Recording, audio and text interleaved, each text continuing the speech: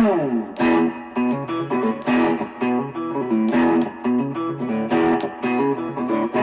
Clark Radio, talking about the sports you do and don't know, both within and surrounding Baltimore. Don't ask him about preseason games, oh no, stuffing things in Griffin Basso.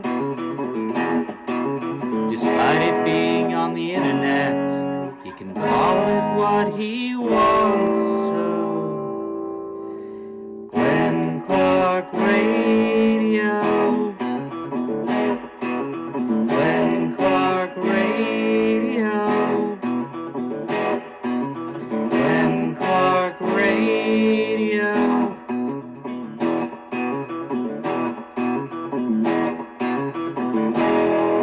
Duke sucks. Hey, we're all having fun. It's opening day. It's a fun Sweet 16. Maryland's in the Sweet 16. Good time. This feels like it should be like the best day of the year, right? Yeah. Shouldn't it? Shouldn't it be? And it is. Good morning. Yeah. Right? Sure is. Glenn Clark Radio.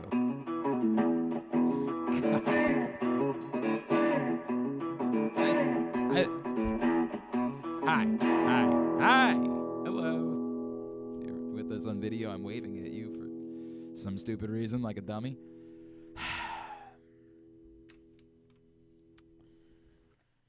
Coming up on the program today, Clark Kellogg is going to join us. Kevin Harlan, he's calling the game tonight. Looking forward to that. Andy Katz, who, of course, was standing next to Derik Queen when we heard the infamous words, "I'm from Baltimore, that's why." We'll talk about all of it. So it is opening day. So the Orioles are in Toronto. They're playing the Blue Jays. We'll go to Toronto, talk to our buddy Caleb Joseph, former Orioles catcher, Blue Jays TV analyst. This is exciting stuff. What's Sure is. I kept thinking about like how to go about talk. Like there's everybody's like all over the place. There's a lot of cope on the internet this week.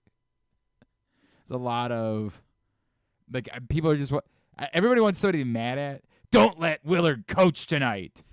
There's a lot of that. There's a lot of this is all Mike Loxley's fault, which is effing hilarious. maybe? Like, yeah, how? I mean, maybe if he goes 6-6 or something this year. Then, What does that mean? I don't know. People would be less.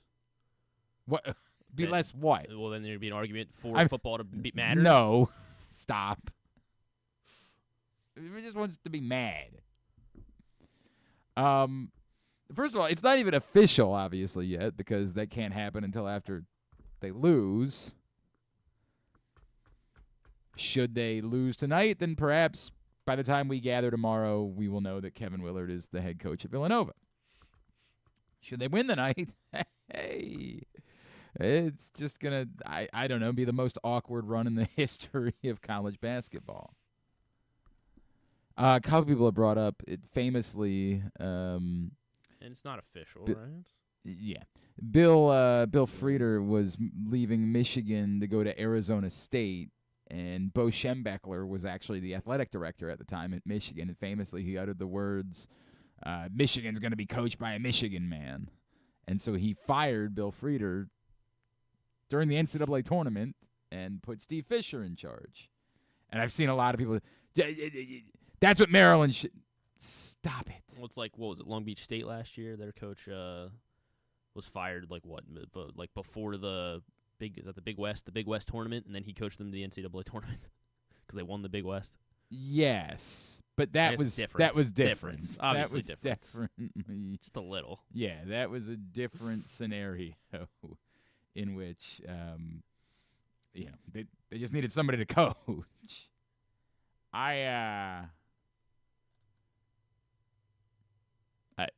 It's not happening. Is all I can tell you. If you're holding out hope that, first of all, there is no athletic director. There's no one. No one's in the job. There's a interim athletic director. There's no Bo Schembechler to step in and say, I want a Maryland man.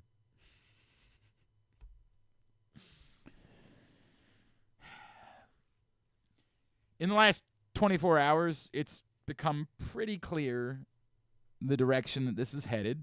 And as I've said, for all of the positivity, the word that, Maryland was willing to meet the requests of Kevin Willard, every day that went by without Villanova hiring a coach, it became more and more clear as to why that would be.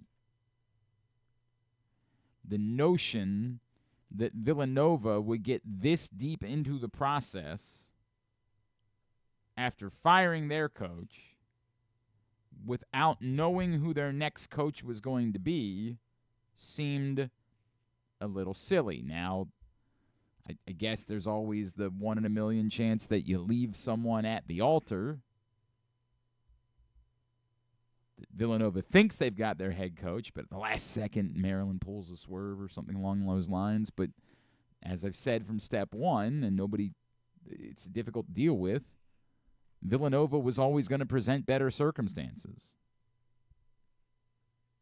Because in the bottom line business, even if Maryland upped their, revenue sharing commitment, apparently Villanova was going to have more. Now, this really did become a question of, was Maryland, in contract negotiations with Kevin Willard, prepared to take a step back and choose that they were no longer interested in being a football program that competed in the Big Ten or at the highest level? And the question, as much as if you separate it from that conversation and just say, and we do this and with respect to some of the people that I like that we have this conversation with, when we say, is Maryland more of a football school or a basketball school? Yes, we know that. But there's a difference between that and saying we'd rather compete in the Mid-American Conference, which is what you would have to do. If you don't want to commit to football that way, and you can be as mad at Mike Loxley as you want to be, you're an idiot. I don't know what to tell you. You're just going through it. And there's a lot of people that are going through it. In order to shift from there to there, you would have to commit to stepping down a level in football. And while it's easy for all of us to say, well, what is competing at the highest level getting you in football? The answer is funding. And asking anyone, particularly given that there is no athletic director at the moment, to commit to being the one to saying, we're going to decide that we can't be in the Big Ten football-wise. Remember when I brought this up when we were talking to Jeff Erman last week, and he was sort of like laughing about it? Because that is the reality. If you wanted to match what Villanova can present, then you're going to have to do that. And just saying we're going to leave the Big Ten isn't something that anyone right now at Maryland would have the power on their own to do. So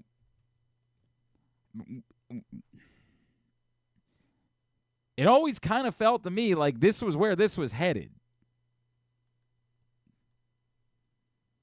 And barring a change of heart from Kevin Willard that just said, right, but I really like it here, the circumstance was going to be better at Villanova.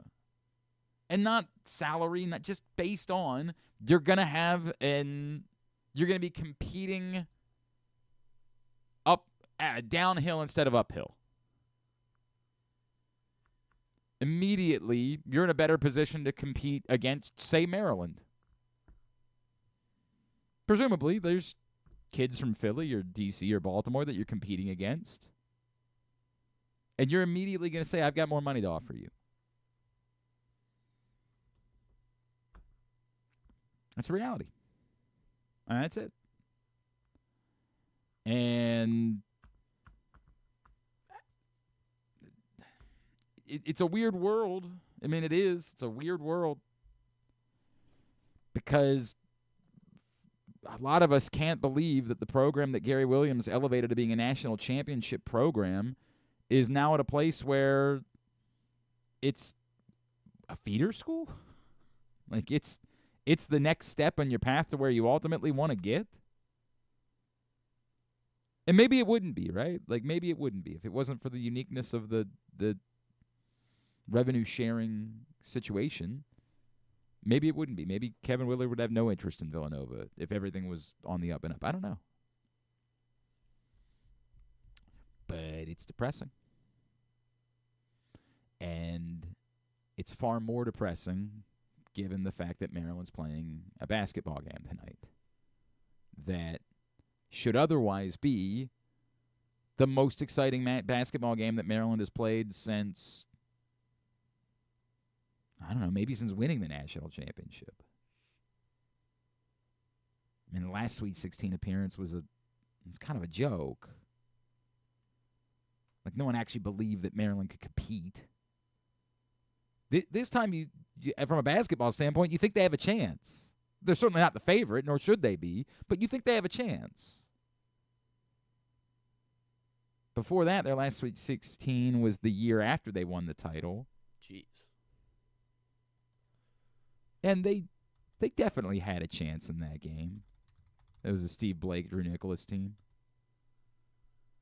Oh, it was just a couple games, ironically, after a buzzer beater. That one was in round 1.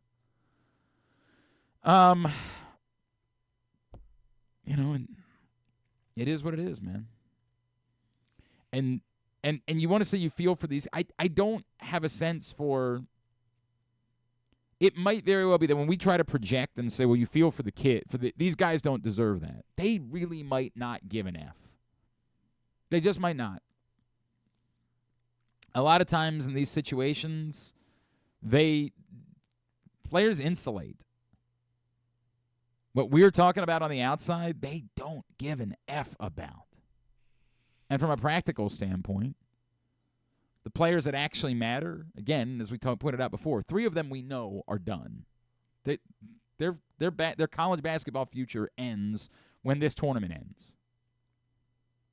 Derik Queen's going to the NBA. Juju Reese and Selton Miguel are out of eligibility. The other 2 might very well already have assurances from Kevin Willard that there's going to be a boatload of money on the table for them to take a short trip up to Villanova.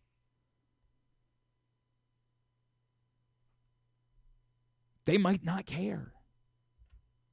They might not. Word is also that Jacoby Gillespie might have interest from Tennessee as well. I'm sure he's going to have interest from Tennessee. I'm pretty sure he had interest from Tennessee the last time. They really might not care at all about anything else. This is unfair to them. They might turn around and say, like, dude, don't worry about us. We're good. Life's all right. I'm making $1.5 million to play basketball next year. I don't care. He can go wherever he wants.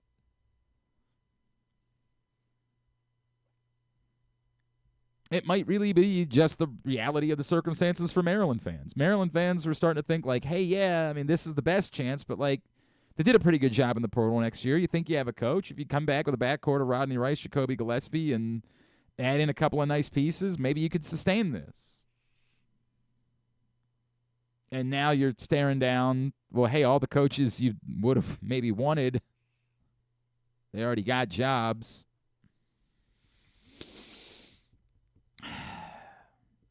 You're not going to have any players. That's where the depression kicks in. And yes, it leads to very awkward feelings going into a basketball game tonight. It's as conflicted as I've ever felt. It's weird as hell. It's so bizarre.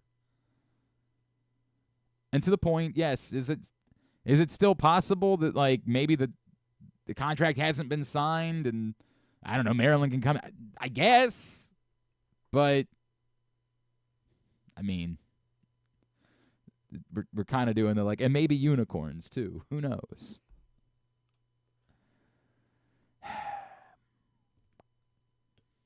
I feel what you're feeling, right? Because like this is supposed to be the most excitement that you've had. I think our buddy Jeff Ehrman wrote about it yesterday and said something like, this fan base has invested so much and has had so little to show for it over the course of the last 2 decades. For me, I still like I got to experience it. Griffin was barely alive when they won a national championship. I mean, that's where we're getting to. We're getting to a point where, like, it's funny. I saw our friend Ben Hall, like, say, like, we miss you, Gary. And all I could think is, like, Ben was, like, 2 when Gary was the coach. What do you mean we miss you? Well, we were like 9, and so he was like 8 probably, you know. Yeah. The last time he coached. Yeah. Miss you. We do. I'm sure. What you think you know of Gary Williams. With all due respect, I'm not trying to, like, get after you. It's just the reality. That's what I'm pointing to. Like, we're getting to the place where adults have no positive memories of Maryland, no really positive memories of Maryland basketball. Fleeting things. One-off moments that were neat. And this, you finally have something that feels real and tangible, and it feels...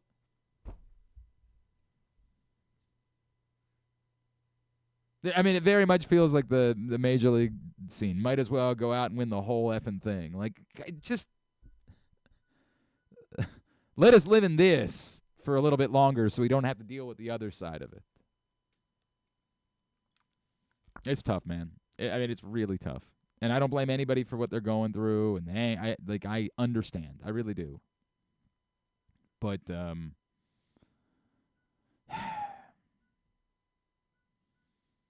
you also can't you can't change it. You can't if somebody says like, well, we shouldn't talk about this today, we should only talk about the team. I mean, come on. Pretend like this isn't going on. Pretend like this isn't happening. Stop. You can't. It's nonsense. I'd like to spend more time focusing. I would love that. I would love for us to be talking nothing other than a big matchup with Florida, like Kevin Willard when he was one of these questions was brought up yesterday, and he just wanted to shift the focus eternally. I would love for that to be all that we were talking about right now. Boy, that would be great. How are you gonna defend Walter Clayton? That ain't the reality. They're gonna play the game nonetheless tonight, and I do think Maryland has a chance. Let's talk a little bit more about it. Always a pleasure. We get to this time of the year. This man becomes like a member of our family because we see him on our TV so frequently. He is, of course, the great Clark Kellogg, and he is back with us here this morning on GCR. Clark, it's Glenn in Baltimore. It's always good to chat with you. I know how busy this time is. Thank you for taking the time for us this morning. Hey, my pleasure, Glenn. You know the feeling's mutual. I enjoy chopping it up with you this time of year, and it's kind of fun that the Terps are in the Sweet 16 and playing. I think they're playing the best team in the field. Clark, it should be fun.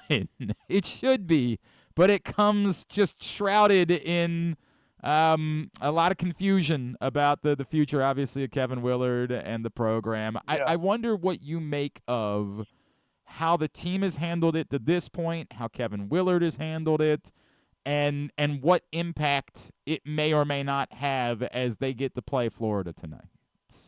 Well, I think so much of it is contingent upon the calendar as it's structured, Glenn. I mean, it's unfortunate that you have to even talk about it at this stage of the game and season, but the calendar is such with the transfer portal and the ever-shifting landscape of NIL. I mean, when coaches are considered for new jobs, the portal opened a couple of days ago. Mm-hmm. And so you begin to think about How far am I getting behind? What do I need to be doing if it's going to take another job? So all that said, I'm hopeful the calendar will be changed in the not too distant future so that this stuff is after the season. That would be ideal. And then obviously you deal with the here and now. You have to handle what you can handle. You control what you can control.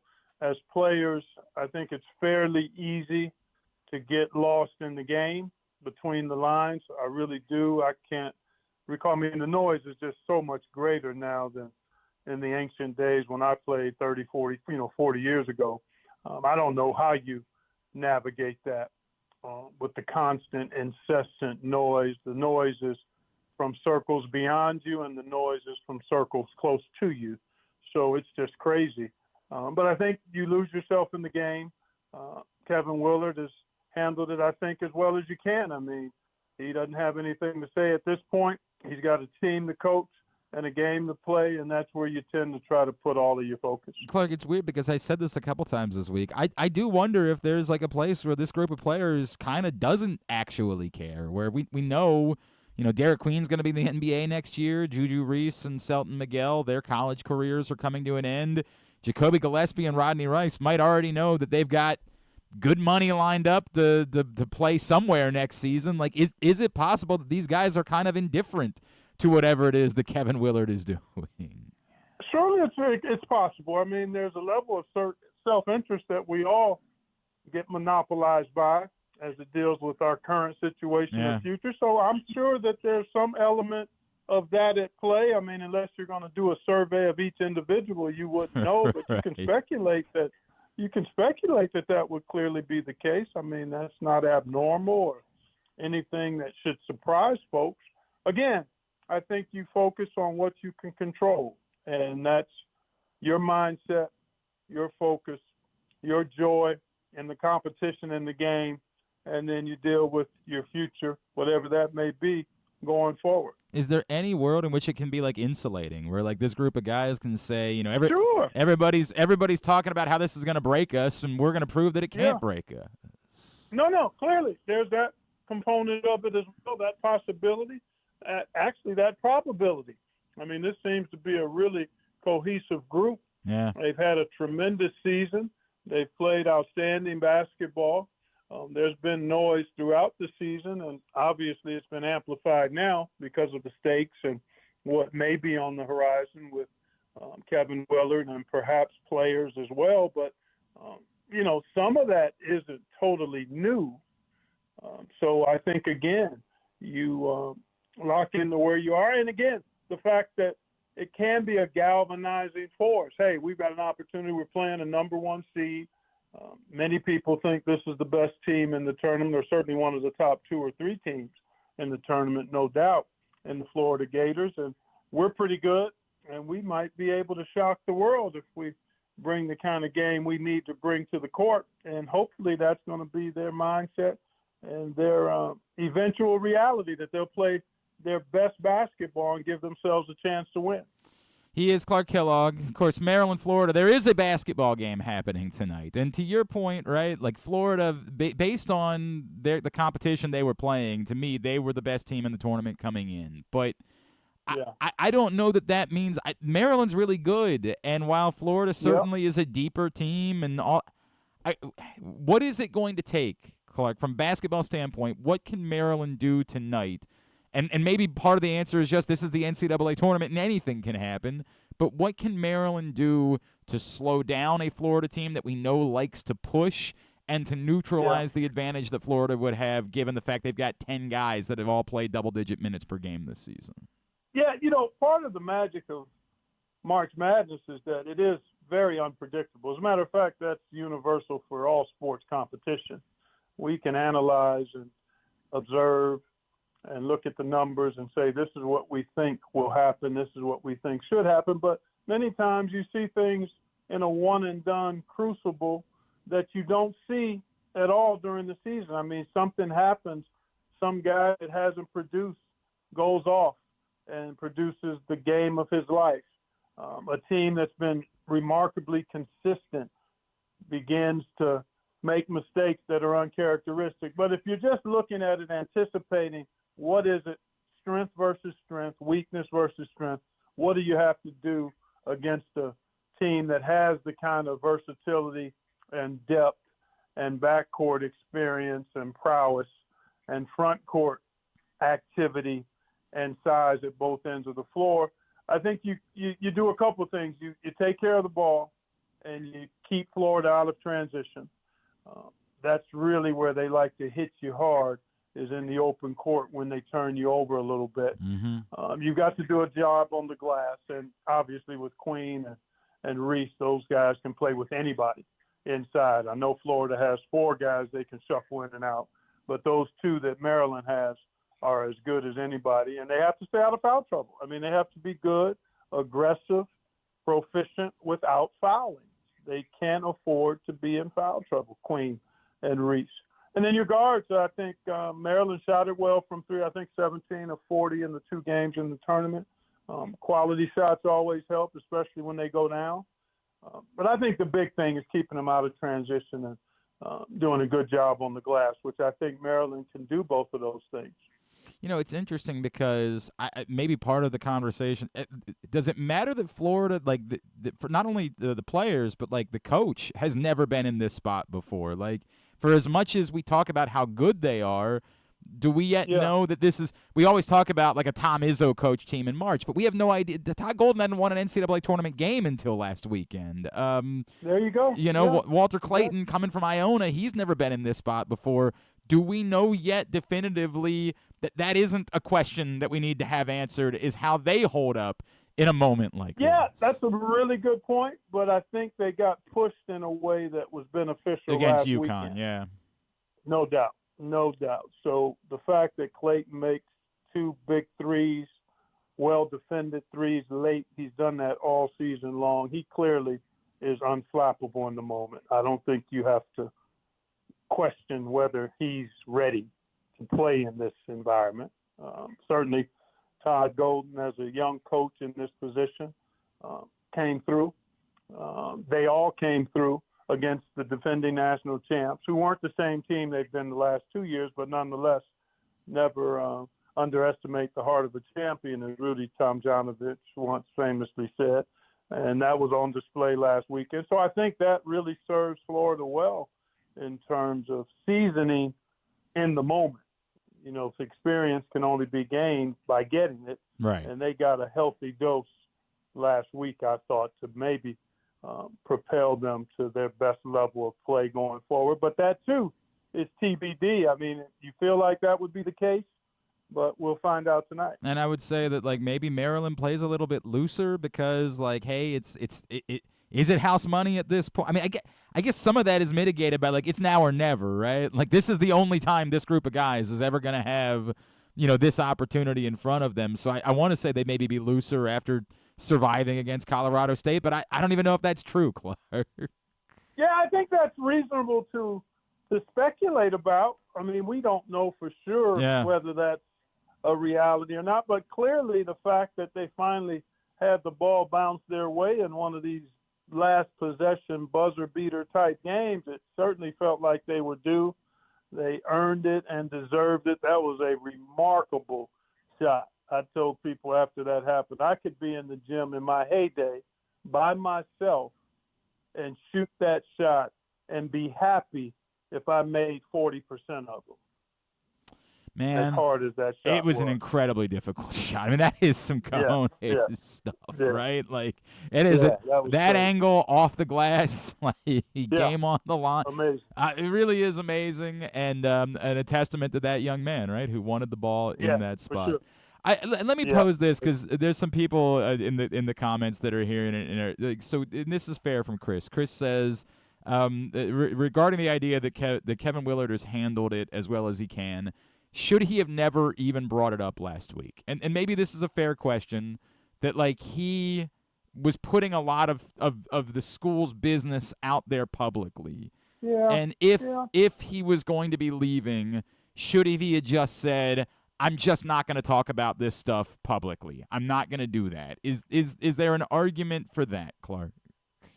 Oh, no. Clearly, there's always multiple sides of an argument or a debate or a conversation around something that is questionable. There's different ways to handle it, and in light of how you might handle it, and in the different ways that you could, then clearly there's room for questions, criticism, and the like.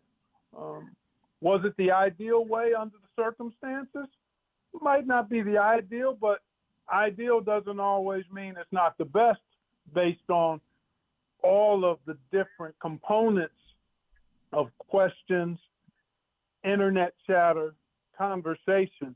So I think you've got to look at it in the totality of the landscape and then try to land in the best spot you can, knowing that it might not be optimal. Yeah, I think the point is there's no ideal. Like there's just no correct blueprint to read from, and that if you're going to leave, ultimately people are going to be pissed off at you no matter what. Whatever you did in the process, people are going to be pissed off at you if you choose to leave. And then the other thing is people are going to, there's this insatiable appetite that people tend to have now in the day of the internet and technology, that everything has to be answered.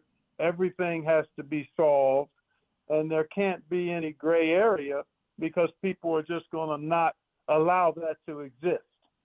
So in a world where everybody wants it to be black and white and buttoned up, it becomes a challenge to try to be gray because people won't let you. This is really uncharted waters, my friend. Like this is really a wild position to be in, where this is the most excitement that there's been about a basketball team at Maryland in a game in a very long time, and yet, boy, is it conflicting. It is really conflicting. Clark, you are on the we'll be seeing you on the CBS games tonight, correct? Yeah, I'll be hanging out, but we kind of cross network with our partners at Turner. So yeah, we'll be in our studio in New York. There's a studio in Atlanta, and you may get us all at some point during the night if you're watching all of the games. My friend, I always appreciate you. Thank you for hopping on with us. I hope you know it means the world because I know how busy this time is, and we will talk again really soon. No, I appreciate it. Yeah, my pleasure. Great to hang out, and looking forward to the games tonight. No doubt about it. We'll see what the Terps can do in representing the Big Ten against a really formidable opponent. Thank you, my friend. Appreciate you. Okay. Yeah.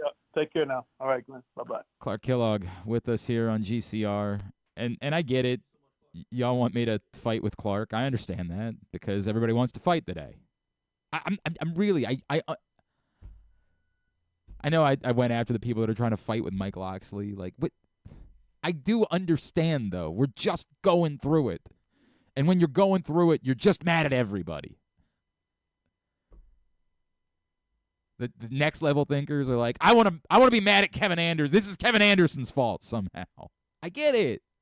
I understand. We're just mad. And we're not sure what to do with that. Just want to be mad. I'm mad. So everybody's pissing me off. I do think there's a layer to what Clark is saying that I understand, which is if what your specific anger is, if the reason why you think that Kevin Willard is a bad guy isn't specifically because he's leaving, but because he was airing the school's business last week publicly, knowing he was leaving, then I get it. But if in the end he was leaving, I don't think that you would somehow say today, if today you found out he was leaving and he didn't do any of that, if last week in press conferences when it came up, he just dodged it,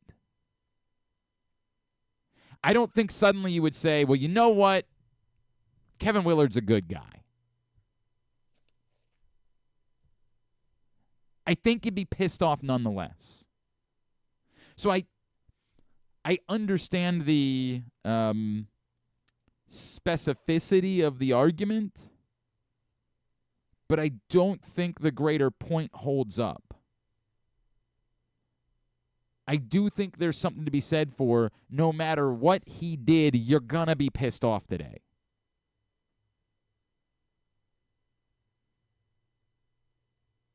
And how much of that is on Kevin Willard? How much of that is on Maryland? How much of that? I don't know. I don't have that answer. I said from the get-go, in the end, this is a contract dispute that we think it's a contract dispute, but it's really wrapped up in a bigger question about the emphasis of football at a place like Maryland. And that's why everybody's, there's a handful of people that want to go after Mike Locksley as if there would be a different football coach and that would change. If you fired Mike Locksley today, well, then maybe Maryland would suddenly say, we don't want to have a football team. It's just nonsense. It would require a vision for saying we don't want to be at the highest level of college football anymore. And you can have that if your opinion is, I don't care if they're at the highest level of college football anymore. It's an easy thing to say. To actually do, unprecedented.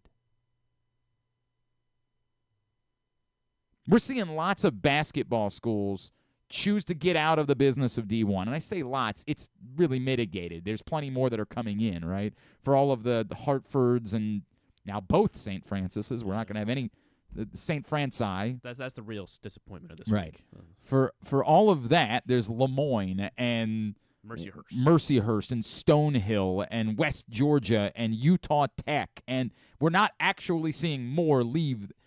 There's not one. Tell me the high-level football program that's ducked out. That said, nah, I'm good. It's going to be Maryland, yeah. Name one that's done it. I don't think we can. Of course you can't. It's because of the thing I told you about Duke last week. The single most desirable basketball brand, bar none, in the country. And no one wants them.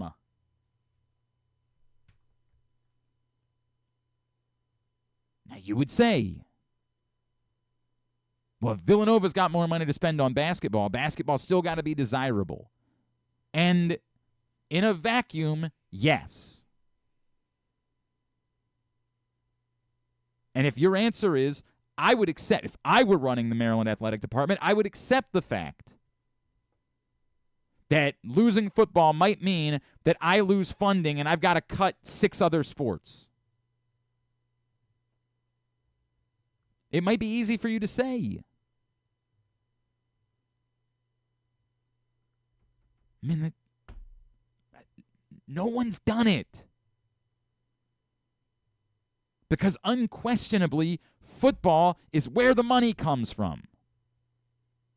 Despite the fact that, yes, Villanova apparently is going to have more money to spend revenue share-wise. But even that, it's mitigated.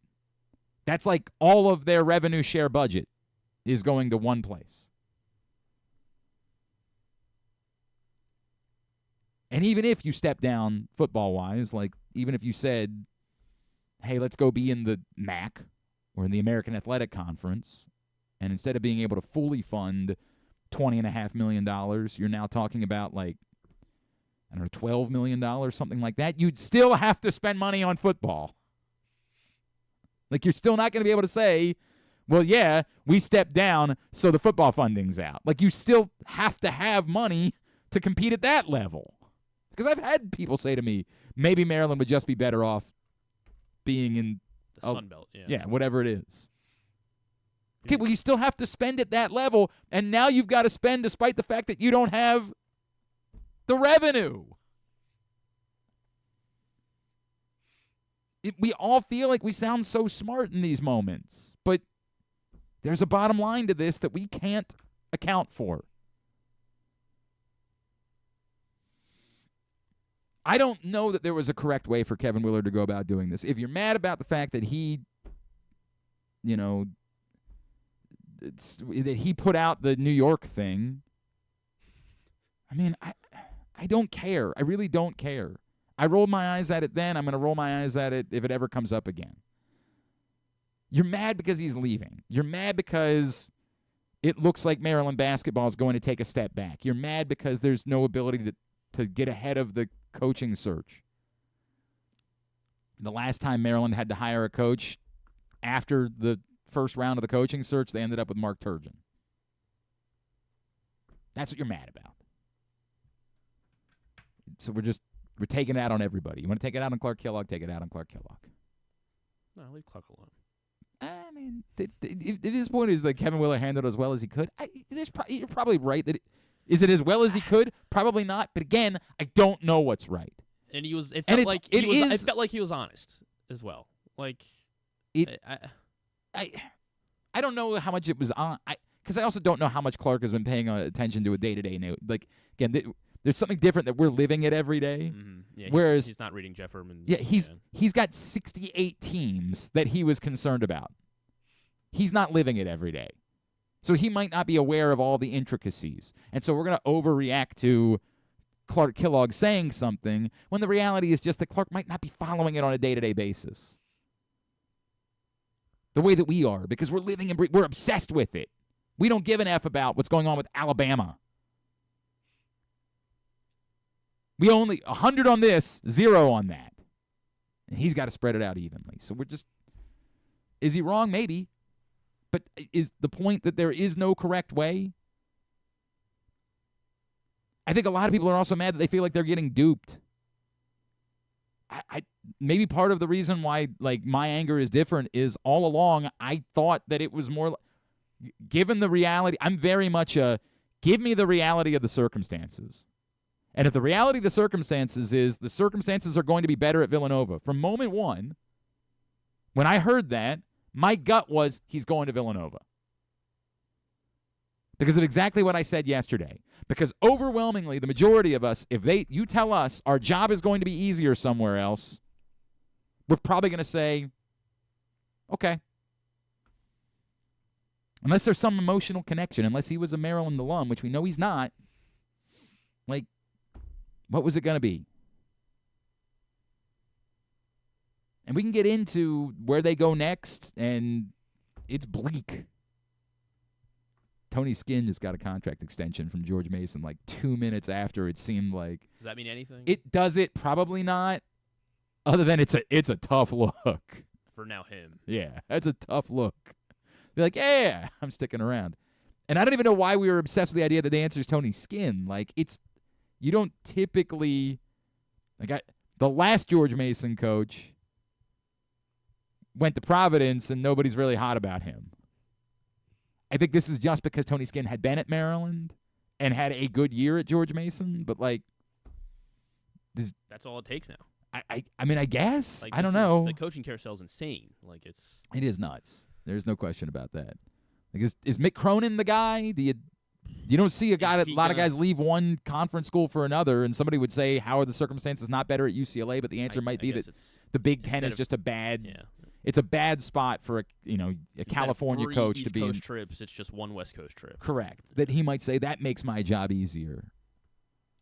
Or where's Mick Cronin from? Like, what's his? He's from Cincinnati. That's why he was, the Xavier. He's a Cincinnati guy.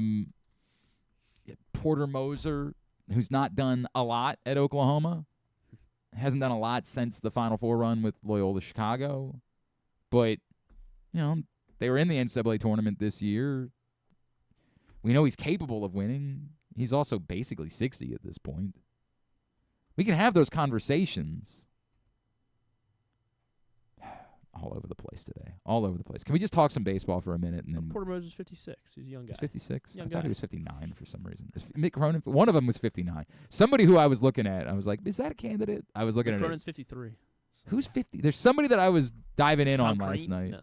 No, Tom Crean How old is is he? not. He's older than that.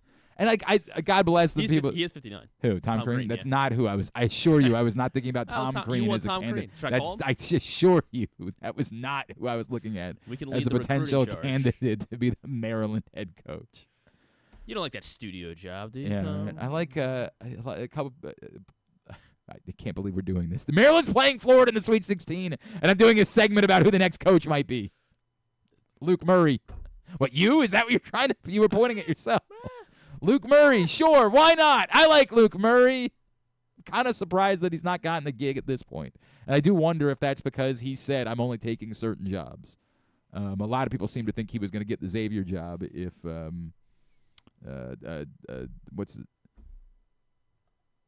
If who took Xavier? Yeah, why am I blanking on it? Why in the hell am I forgotten? I'm blanking on it too. Patino, right? Yes. If yeah. Richard Patino hadn't gotten it, a lot of people think he was going to get the Xavier job because he had been there before. I don't know. What a day. Anybody call Jay Wright? Make sure he's committed. Play gotcha, coach. Took ours, we took yours. I don't know. Come back in here. Let's talk some baseball. It is opening day. The Orioles play this afternoon. Caleb Joseph, former Orioles catcher, Blue Jays color analyst. We will check in, talk a little bit about both teams when we come back in ahead of today's opener in Toronto. That's next. It's Glenn Clark Radio. March is a slam dunk at Live Casino. Catch all the basketball action and more at Sports and Social. Enter our $80,000 Dolce & Gabbana giveaway on March 28th. And catch the Baltimore baseball jersey giveaway March 31st. Take your shot at Live Casino and Hotel Maryland. At Arundel Mills, must be 21. Please play responsibly. For help, visit mdgamblinghelp.org or call 1-800-GAMBLER. Driving in Maryland? Did you know an Easy Pass from DriveEasyMD.com can save you time and money? Of course you did, because you are a thrifty driver. An antenna reads your Easy Pass transponder and automatically deducts the toll from your Easy Pass account. Learn more at DriveEasyMD.com. Treat yourself and taste the Baltimore tradition that is the legendary Costas Inn. Hey, it's Stan the Fan Charles. For over 50 years, the Costas Inn has been a Baltimore original, dishing out their amazingly scrumptious, fat, award-winning crab cakes and steamed crabs. Every season is crab season at Costas, so make your plans now by calling 410-477-1975 and reserve your taste of heaven. Sit back, crack some crabs, and watch the Ravens chase down another title on Costas' 15 TVs. On Monday nights, Costas offers their half-pound jumbo lump crab cake with 2 sides for under $30, and there are nightly specials Monday through Friday. So head on down to the Costas Inn at 4100 North Point Boulevard or visit them at costasinn.com. Gambling can be a fun and entertaining experience, but there are risks involved. If you're planning on betting on the game at the casino or on your phone or computer, know your limit, stay within it. Set a budget and a time to stop. Remember, gambling isn't a financial solution, and it doesn't mix well with alcohol or drugs. Know the risks and have a plan before you begin gambling. For free and confidential services, call 1-800-GAMBLER 24/7 or go to helpmygamblingproblem.org. COVID-19 and flu viruses are circulating in Maryland. But don't worry, protection is within arm's reach. Protect your health with this year's COVID-19 and flu shots. It's safe and convenient to get them both at the same time. Flex your protection. For more information, visit health.maryland.gov/vaccines. This message paid for by the Maryland Department of Health. Want to improve your golf game or learn to play for the first time? The Baltimore Golf Academy has fun, instructional programs for the beginner golfer to everyday players. The Baltimore Golf Academy can take your game to the next level. Enroll today at baltimoregolfacademy.com.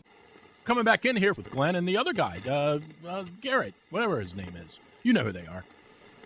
Printed issue of Press Box is still available. It's free. Your neighborhood Royal Farms, any of the hundreds of locations around town where you find Press Box. You can read it all at PressBoxOnline.com. Go pick it up today. David Rubenstein on the cover. Stan the Fan and I sat down for a lengthy Q&A with the owner of the Orioles. Had to do this a little bit earlier because of his timing on opening day as the Orioles get ready to play the Blue Jays. We welcome back into the program our friend, Mr. Caleb Joseph, here on GCR.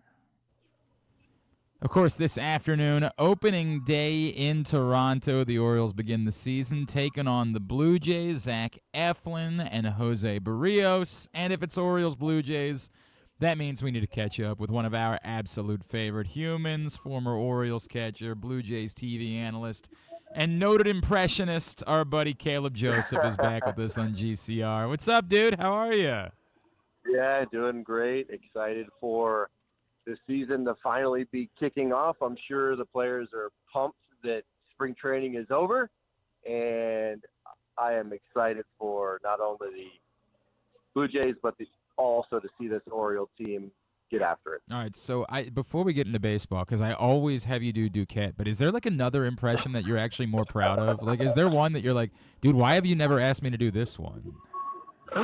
Well, the voice impersonation of Duquette is the best. If we were live and I was like doing a Zoom with you, I could do Buck taking out a pitcher and banging him with his finger gun, or I could do old AAA manager Ron Johnson. He was walking.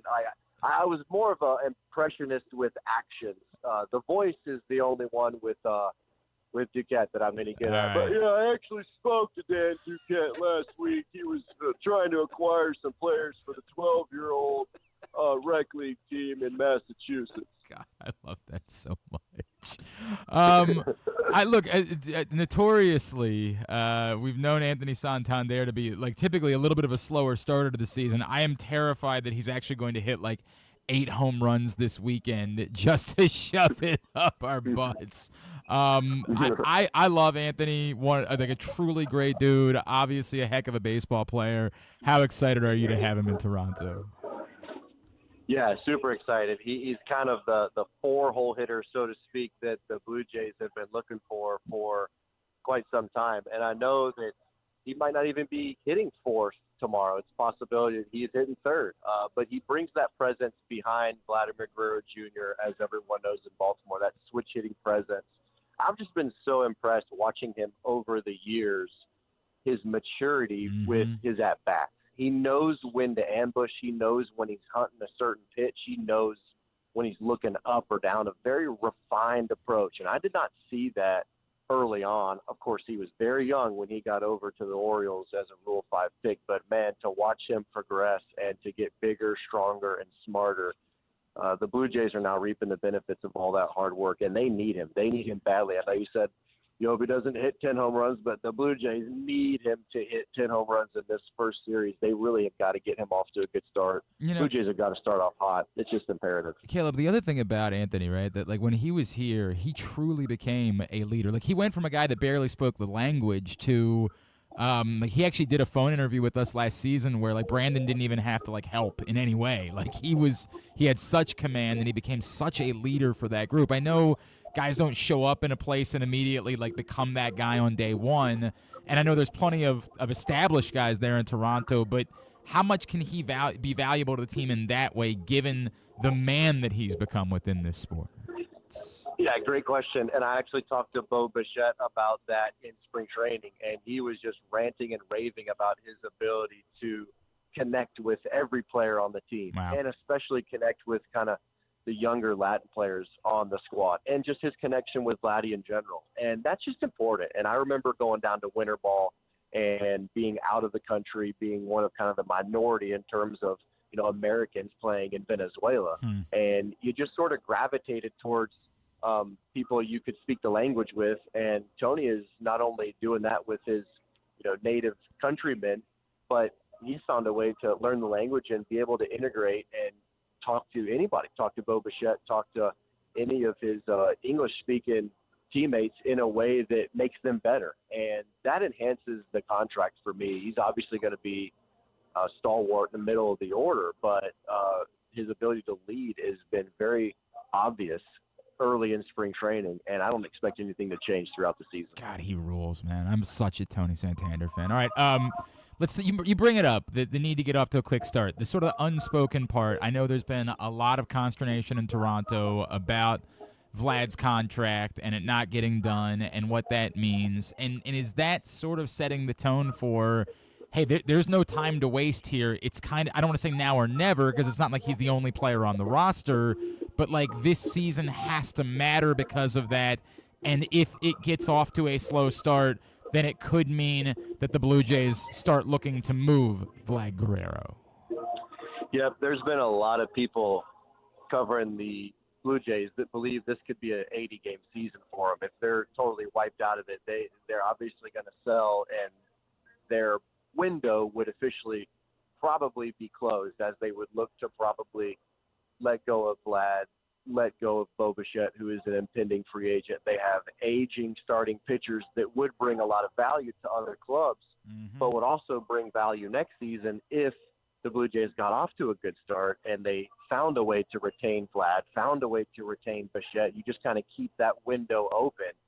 So it is massive for the Blue Jays to really get out to a great start. And it's just a great time to do it with all of the injuries in the AL East. You want to try and get a leg up as best as you can before all these teams get healthy and try and make them play catch-up. I remember season after season, playing catch-up is hard. It's just tough. You feel like you have to sweep every single series just to start clawing and fighting back. And so it's a pivotal moment in this organization and how they're going to go about the next 2 or 3 years based off of, in my opinion, what happens in the first 50, 60 games of this season. Caleb Joseph is with us on GCR. Caleb, with that said, every time I look at the Blue Jays, like on paper, I say, God, there's a lot to like about this team, right? Like I feel like I do this every year where I look and I say, man, you just brought up that they're all the veterans in the rotation and how comfortable you can be with them. And it's not just Vlad. And why is it that this team, for everything they have, hasn't been able to fully put it all together? And what does it take for this to be the year where it all gets fully put together? Yeah, I'm not sure they've hit enough. You go back to some of their really successful campaigns back when I was playing with the Orioles against them. They had 1 through 9 lineup that absolutely mashed. Russell Martin, Troy Tulowitzki, Josh Donaldson, Devin Travis, Justin Smoke, Kevin Pillar, Bautista, Encarnacion. I mean, those are bats.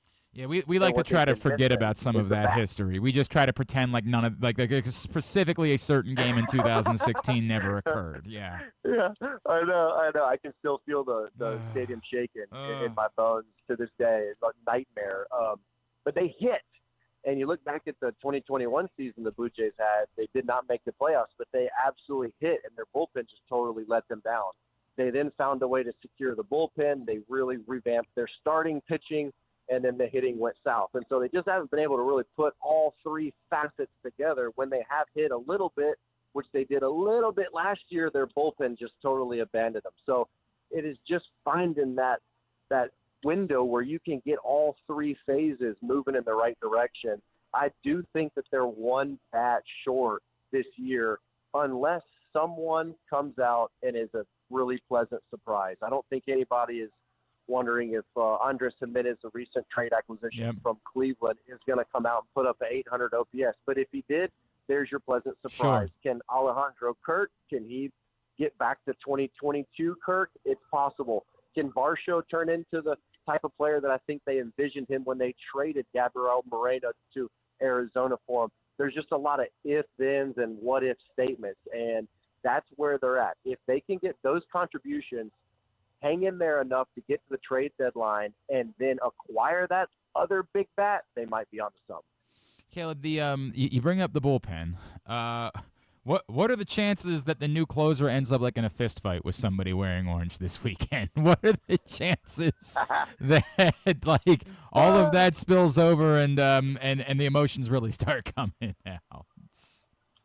Yeah, you never know what's going to happen until it happens, right? Yeah. But every season is new, and even though baseball players have the longest memories of any athlete, in my opinion, when you're on a new team and sometimes you try and bury the hatchet just for the sake of the team, right? Whew. And so doesn't seem you internally, kind of have it in there, but you're trying to keep it in and just use that as an aggression out on the field. I understand that. Away from how much Jeff Hoffman hates the Orioles, and look, I get it.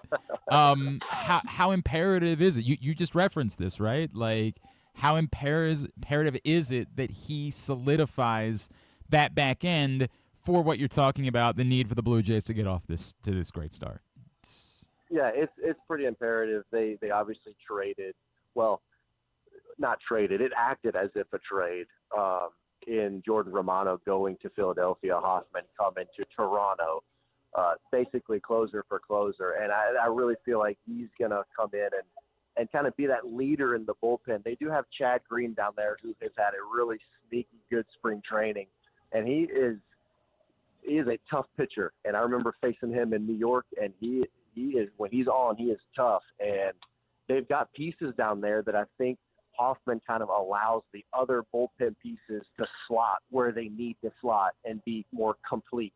And I love experience in big games on the back end. When Zach Britton was closing games for us, we just trusted him because he had been in so many big moment games. I feel like Hoffman is that type of closer. So many playoff experiences that he's been through that, a bases loaded jam in the ninth inning in June isn't going to rattle him because he's played in the playoffs. And so those type of things I think are intangibles that are super valuable. He is going to be a big piece of this puzzle. If he can really lock down that 9 spot, keep them intact, it allows those other guys to be even better because they can start to mix and match and slot guys where they want to get the best out of them. Hey, what do you make of what happened with Adley in the second half of last season, Caleb? And are you at the point where you say, yeah, it's a new season, I expect Adley Rutschman is Adley Rutschman, all's good, or are you as interested in that as we are, like seeing him prove that what happened in the second half of last season was either related to something physical or whatever it might have been, that it's just a blip on the radar for him? Yeah, I believe it's a blip on the radar. I just believe in his ability so much. And I remember doing his major league debut here in Toronto. I think I was doing radio. And quite honestly, I was at that point not 100% sure if the bat would be as good as it was the following year. He really kind of took a huge step. I thought his movements and his work behind the plate was major league ready, no question. I saw him interacting with pitchers. I thought this guy is well ahead, and he's going to buy himself some time to figure out the bat. Catching is hard.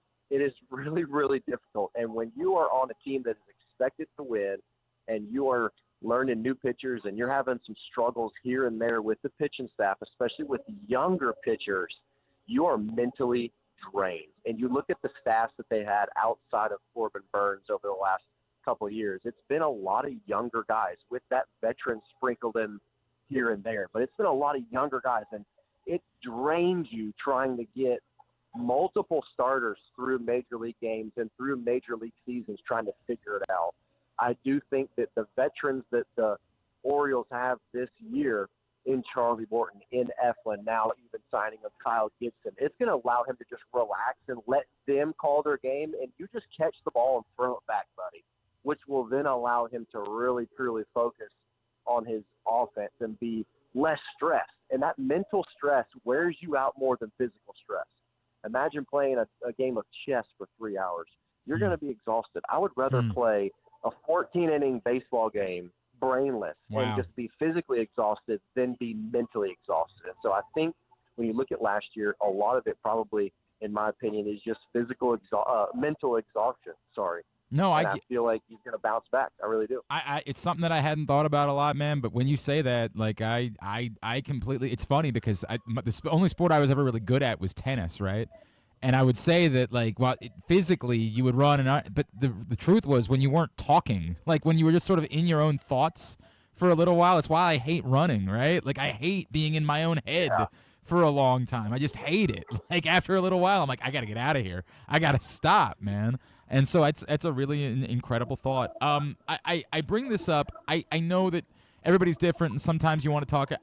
You brought up Zach a minute ago. Like when he was on with us a couple weeks ago, I asked him if he wanted to share anything about Brian Mattis, and he was so thoughtful about it. And I love Brian on a personal level. Like he kept checking in with me over the years. He was just that nice of a guy. I wonder if there's anything that you could share with the Orioles fans about your buddy Brian Mattis that you would want them to know. Yeah, Brian was such an amazing friend and teammate to me. A lot of people don't realize that I stayed with Brian. He opened up his house, his apartments, his rentals to me on 3 separate occasions. Wow. And he did not have to. And so I lived with him and remember like it was yesterday, my very first year in Baltimore, 2014, my wife and I were staying at I think it's the Marriott in left center field. And Brian found out we were staying there, and he said, "Hey, why are you guys staying at the hotel? Just come hang out with me. I've got a town, row home or whatever. I got a whole bottom level. Just let's hang out." And I remember that season feeling more normal by being in like a house. And I know it might sound simple, but he offered up his house. He didn't have to, and his ability to his ability to just be selfless and giving still to this day is noticeable. And it is such a sad story for such a genuinely nice guy. And it's hard to imagine really that it's actually real. And I went to his funeral in Arizona, and it still just doesn't really seem real. I know it sounds odd, but he was a great friend, and he cared about the Orioles, and he loved his time with Baltimore in terms of how the fans treated him. He was so involved with Casey Cares, and he just did a lot of good. And I hope that Orioles fans know how much he loved them, and what a great friend. It's just such a sad story.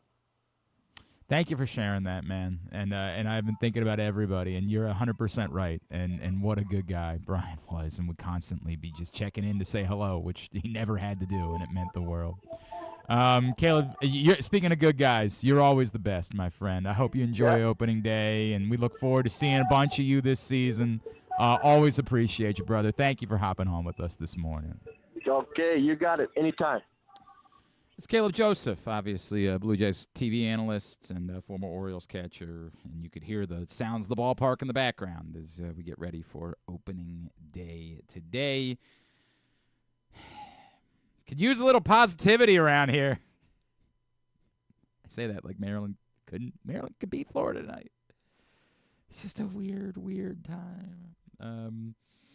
It could also use a good start. And it's interesting him talking about how critical the start of the season is for the Blue Jays, and I get exactly what he's saying, which is like it's now, and it's probably that way for John Schneider, and clearly the Guerrero thing, and he brings up the veteran pitchers that would be trade chips. Start of the season imperative for the Blue Jays to show that there is a direction, or else decisions probably start going the other way. I think there's no doubt about that. All right, I'm hearing from a bunch of you, and I get it. Millhouse, I would actually feel differently if it was hush hush from Willard over the course of the last couple of weeks, and then he left. My biggest gripe is that he's poisoned the most exciting Terps run in over a decade, seemingly just to make his escape cleaner and settle some scores. He's not irreplaceable. I agree that he's not irreplaceable. I've had people bring up Brad Brownell from Clemson's name to me. I'm like, yeah, okay, sure, maybe.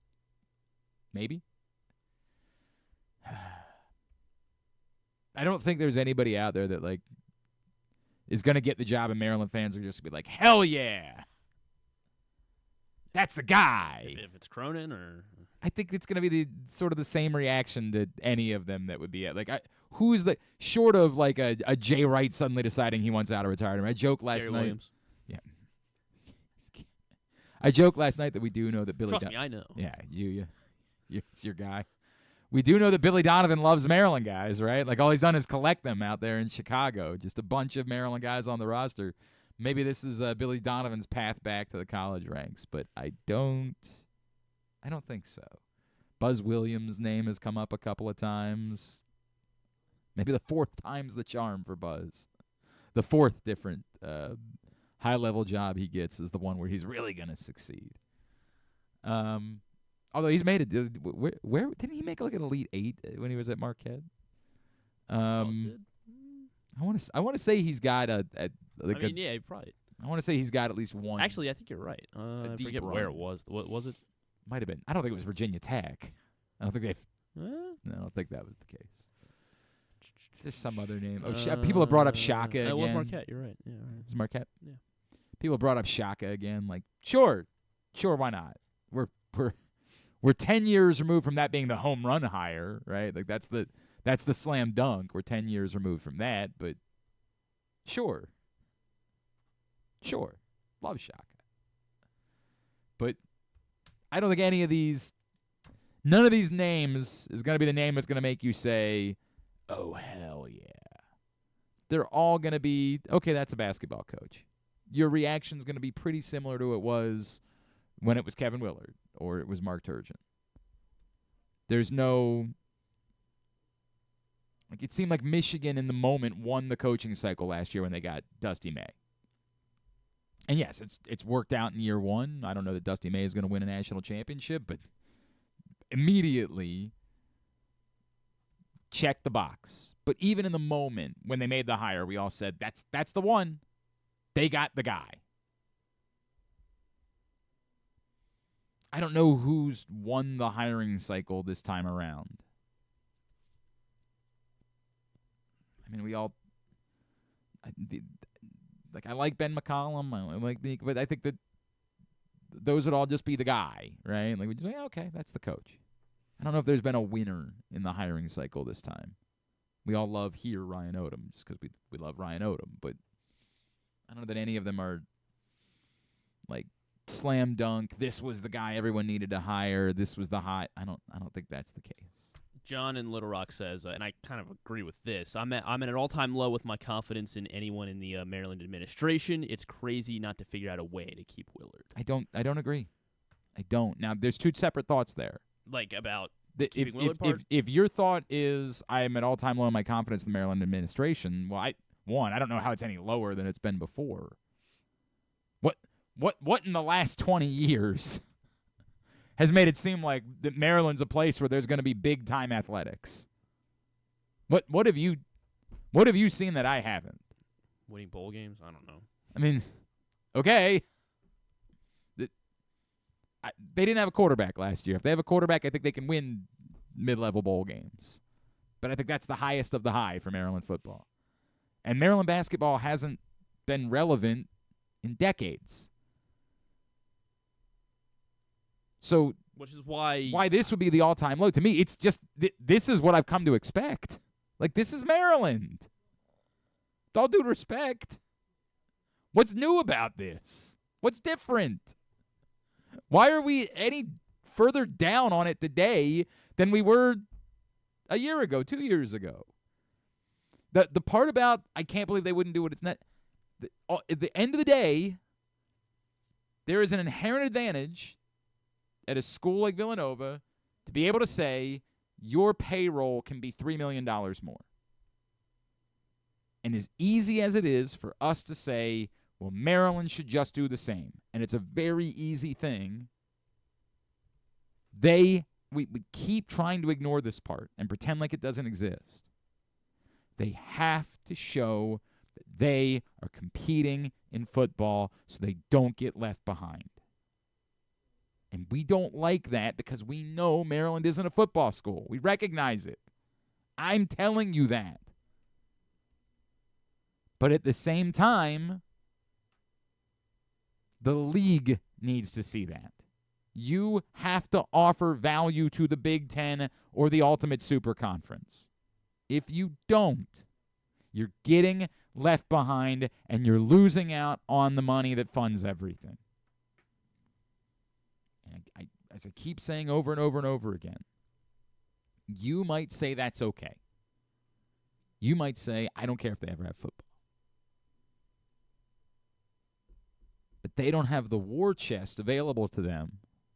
Like, as much as you want Maryland to be a basketball school, they haven't been. Part of the reason why Villanova has $7 million to be able to spend, despite not having football, is because they've won 2 national championships in the last decade. What has Maryland done? We can be mad about it, but we can't change the facts. The reason Maryland has funding is one thing. They moved to the Big Ten. They were able to move to the Big Ten because they said they were going to commit to football. And we can snicker and laugh at that. I saw that from other people last night. Well, then it's time to really take football seriously. How so? You think you're going to call Nick Saban and he's going to say, I'm going to come out of retirement to coach Maryland? I mean, but this is the real problem is you're investing this much in Maryland football and you're not getting much out of it. And I understand that that's frustrating. But that's the reality too. Unfortunately, the best case scenario here is You hope that the next basketball hire, and I don't even know who's making that because there's no athletic director. It's objectively hilarious that there's going to be a basketball hire, and then you're going to say to an athletic director and deal with it.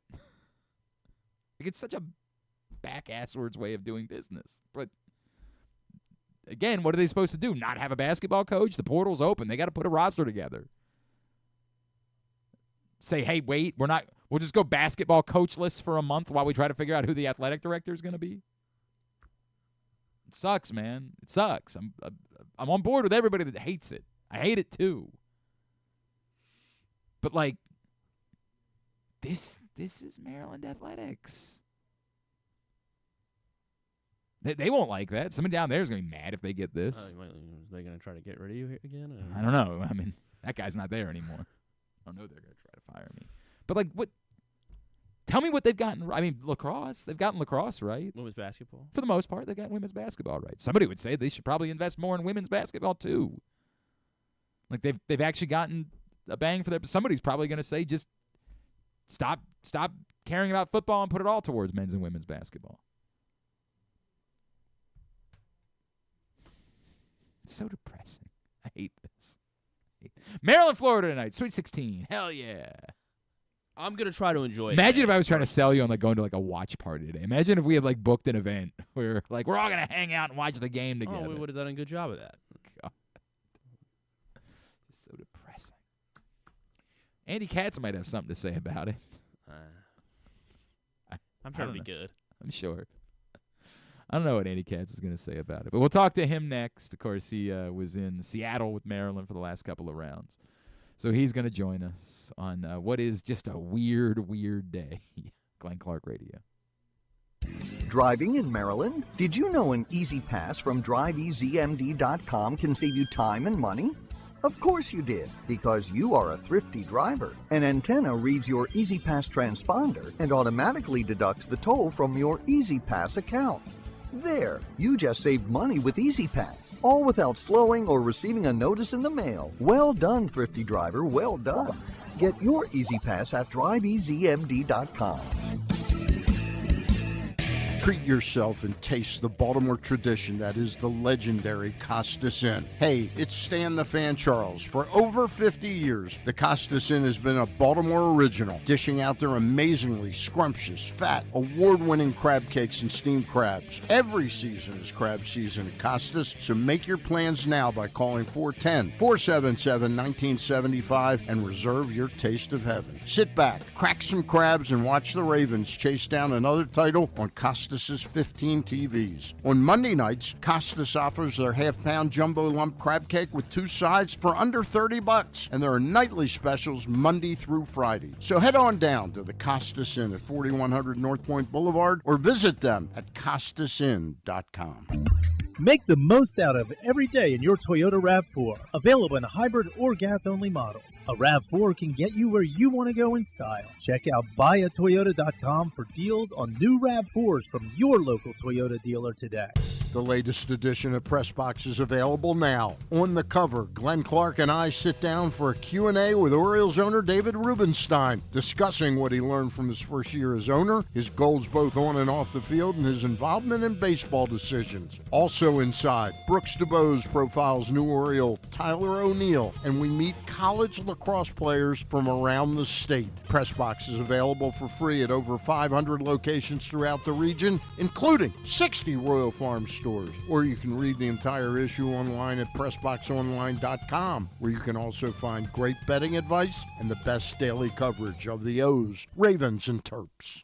Need a trophy or award that's as unique as the achievement? Look no further than Crown Trophy. With locations in Owings Mills and Gaithersburg, they specialize in custom trophies, plaques, and medals for any occasion. From sports and academic awards to employee recognition and corporate gifts, visit crowntrophy.com today and let them help you create a lasting memory for your school, team, or business. Crown Trophy is a proud supporter of the Maryland Public Secondary Schools Athletic Association. crowntrophy.com. One of the things that's definitely wrong with this country is that this dude still has a job somehow, some way. Glenn Clark. There's a new number 1 lacrosse team in the country at the high school level. It's Calvert Hall after stacking results. Malvern and Lawrenceville and Hill Academy, the number 1 team in the country. And anything you want to know about them or anything happening in spring sports at the high school level, the place to find it all is at countysports.zone. That's countysports.zone, proudly sponsored by your local Toyota dealer and buyatoyota.com. They've got you covered. Scores, schedules, polls, news, anything you need to know about high school sports, boys and girls lacrosse, baseball, softball, golf. They've got it all, countysports.zone. Joe says, the problem is, how do you even trust them to get the next hire right? To your point, you don't even know who's making the hire. And why would anybody want this job after seeing what happened for the last 2 weeks? Hasn't this hurt them the way that Kevin Willard's spoken about it? Maybe. I mean, maybe. Somebody always wants a different set. Like, I mean, the idea that Maryland wouldn't be able to hire they're not going to get. They're going to get somebody. They will. But if the answer is the best hire they could have made is Ryan Odom, well, then they're going to miss Ryan Odom. It's the reality. The best hire they could have made was Richard Pitino. They're going to miss Richard Pitino. Nico Medved. But they'll get somebody. That's the way it works. Somebody else will see the circumstance and will like it. Maryland will play Florida in the Sweet 16. I have to keep reminding myself that tonight, given everything else that's going on. Maryland is playing in the Sweet 16 tonight against Florida. For the first couple rounds of the tournament, our next guest was out in Seattle, and boy, he got a couple of great responses post-game on Sunday night. Joining us now, he is Mr. Andy Katz. I believe he's in Newark this morning. Andy, it's Glenn. I know it's a busy time. Thank you for squeezing in a couple of minutes for us this morning. Yeah, of course. I've been high on the Terps for months now. I know you Very have. confident. Picked them to go to the Final Four, and that was anticipating the Sweet 16 matchup. And yeah, I mean, look, Florida, UConn played well. Yep. Florida struggled, but I do think that if Maryland, I mean, they got to play better than they did against Colorado State, obviously. But if they play up to their potential, I like the matchup because I don't think Florida's bigs can handle Reese and Queen, and I think the guard play is a bit of a wash. So we'll see. I mean, they got to play well, but if they do, I think they win. Let's talk about it because you started with the basketball. Let's talk about the basketball game, and we'll get to some of the other stuff. But the reality of the depth is something that we have talked about a lot this season.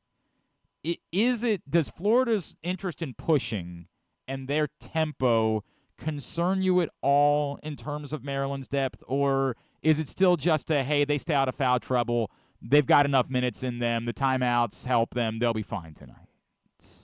Yeah, I think it's the latter because we're in a new era, and I know this from working all the games last weekend.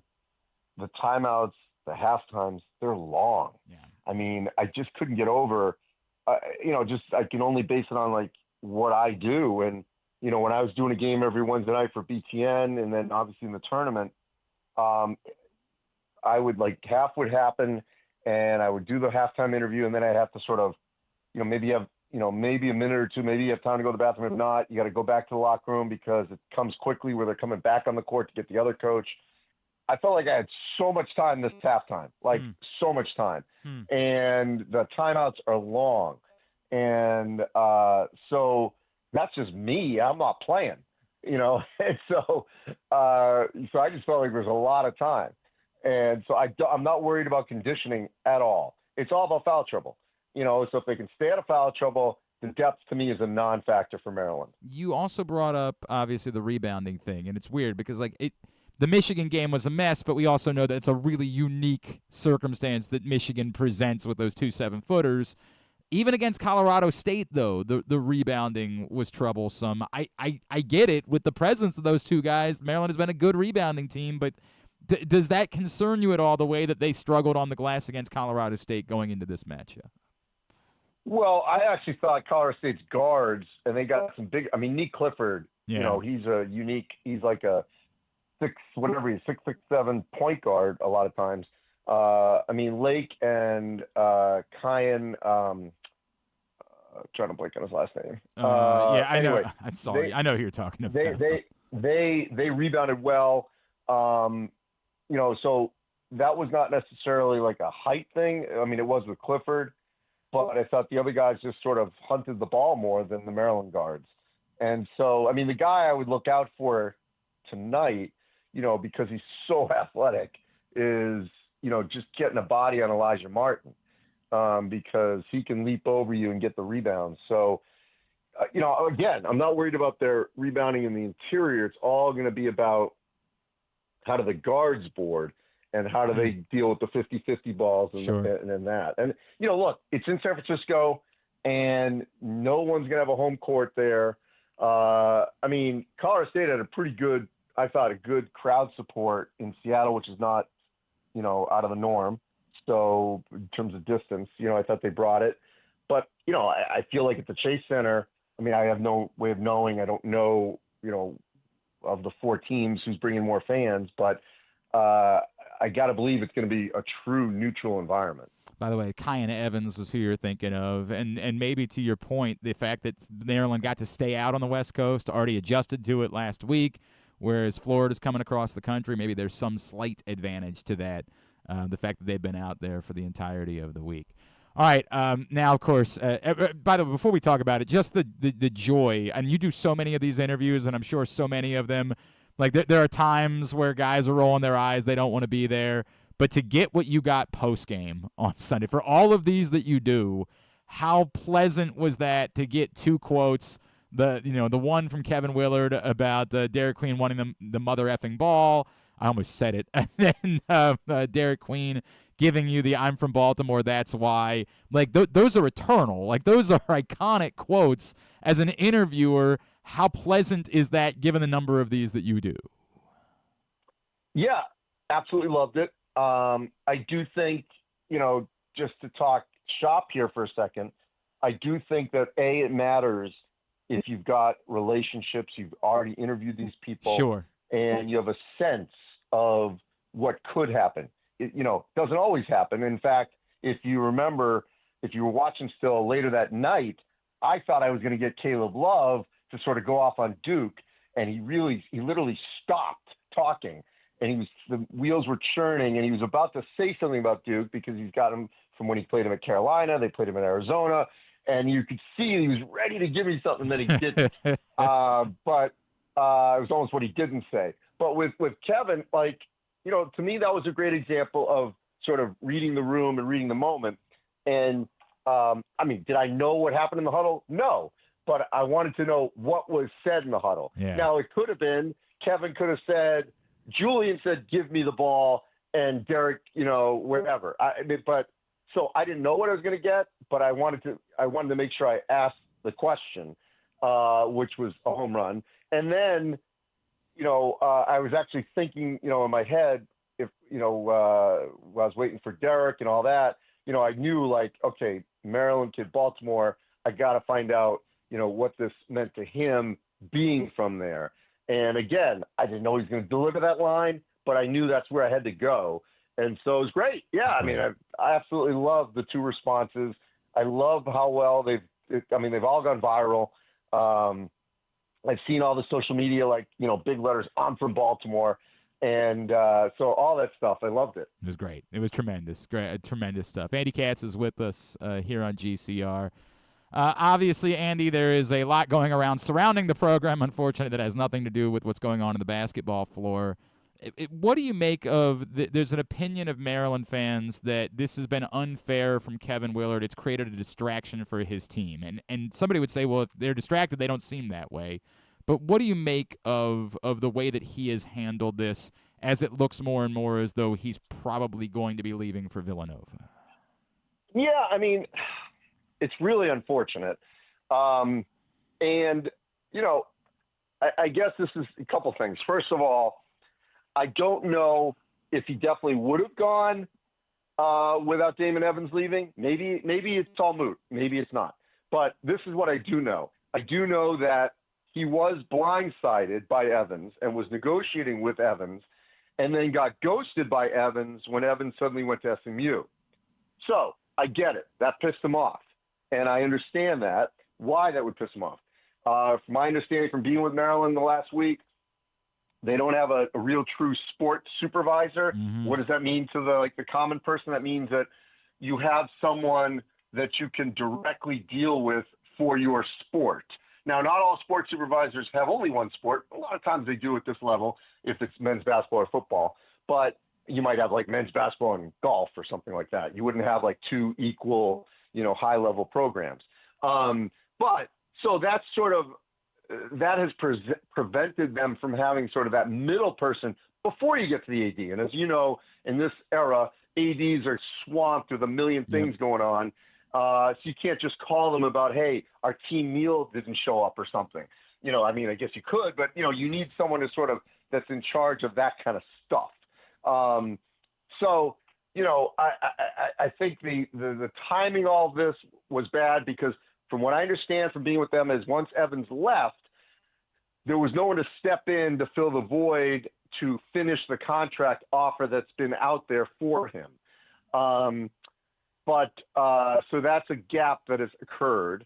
I can tell you that, there was definitely a feeling that Kyle Neptune was going to save his job at Villanova, a month ago. So this was going to be moot because I don't think Kevin was just going to leave for any job. And when we were there for the Michigan State game, we talked about next season and building around, the returnees and being more of a guard team next year with losing these two bigs because obviously everyone assumes Derik's going to leave, and sort of shifting portal and all that. So the portal bigs that you would get next year, maybe they're not scorers because you're going to have scoring guards. All this kind of talk, which I felt was legitimate at the time. Things have shifted, obviously, with the Villanova opening. I do know he loves the Big East. He loves Madison Square Garden. It is, Villanova and UConn probably the only two Big East jobs to me that could be high major. I think Georgetown's sort of window has closed right now. Maybe your listeners may disagree with me, but I think Villanova and UConn are the two UConn does play football, but I think the two sort of power football programs that can compete at the high level. I think it's really disappointing how this is all mushroomed out.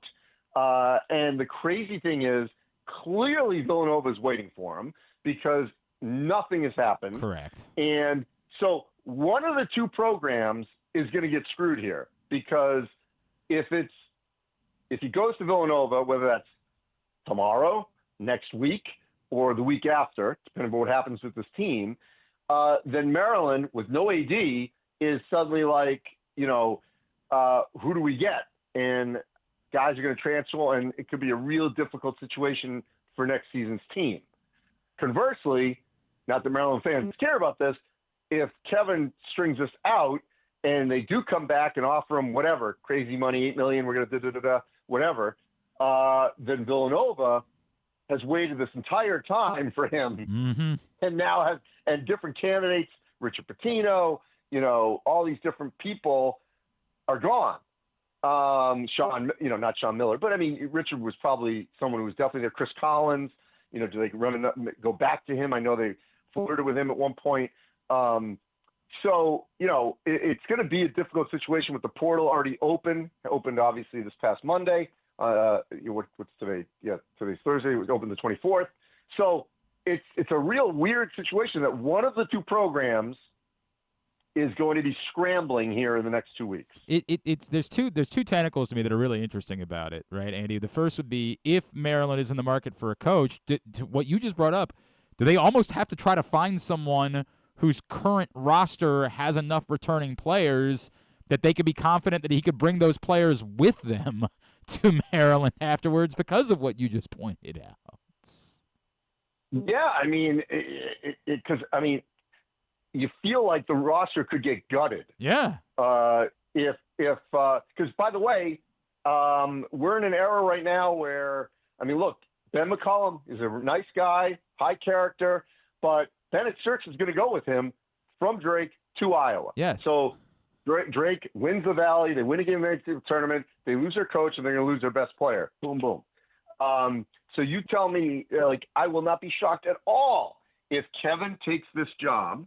Oh, and Jacoby and Rodney Rice are right behind him. Yeah. Correct. So there is no question I could see all of that happening. Andy, is it an indictment at all on Maryland that this is happening, or would you say this really is just unique to it being Villanova? Like, where's the culpability for the school in all of this? That here we are, what should be the biggest game that this program has played in decades, really, and this is what I've got to talk about with you on a Thursday morning. Yeah, I mean, I would say that it was a perfect storm because, first of all, I'm of the opinion, and look, I can't judge someone's bank account here, so I don't know what, the SMU offer versus Maryland. That first domino was surprising to me because, there's no indication Evans was in trouble in Maryland or anything like that. And in this current climate, to leave the Big Ten of the SEC doesn't make any sense to me because we have no idea what's going to happen in the next 5 years. And yes, SMU, they've got tons of money, but they're not taking any ACC money right now. Okay, they were desperate to get in, and if there is another shakeup, I don't see how SMU is suddenly first in line to get back into any of these big leagues. Mm-hmm. I mean, they're barely getting into the ACC. They basically had to say, pay their own way in, yeah. Yeah, we want to come in. You don't got to pay us anything. Yep. That's not sustainable. Okay, in the next round, that's not sustainable. So that move from Evans, clearly they must have paid him, good money. But that's the other one that's surprising me. Then you get the fact that you've got a coach who has such strong Northeast ties, loves the Big East, loves Madison Square Garden, all that. Jay Wright, the connection there, that all makes sense. I mean, so it had to be the right coach that would be interested in that job. All these things have happened. I mean, if and I don't know what Kevin's relationship was with Evans, but if they were really tight, and the job opened at Villanova, but they're really tight, him and the AD, my gut is the deal gets done and maybe he doesn't go. But all these things happened in the last few weeks.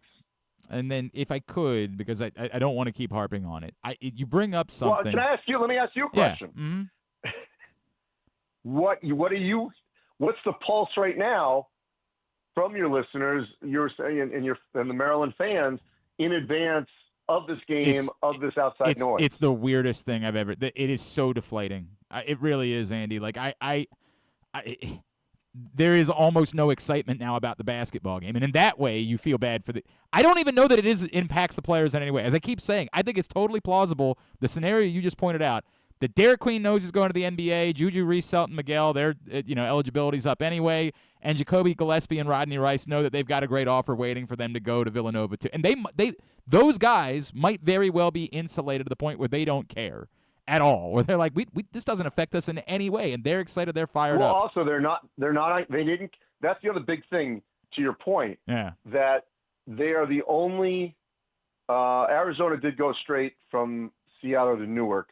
But other than these two, they haven't been home. I don't think no one came home. Right. So had they come on campus or in the area, sure, maybe. But they've stayed out west, sort of insulated from it.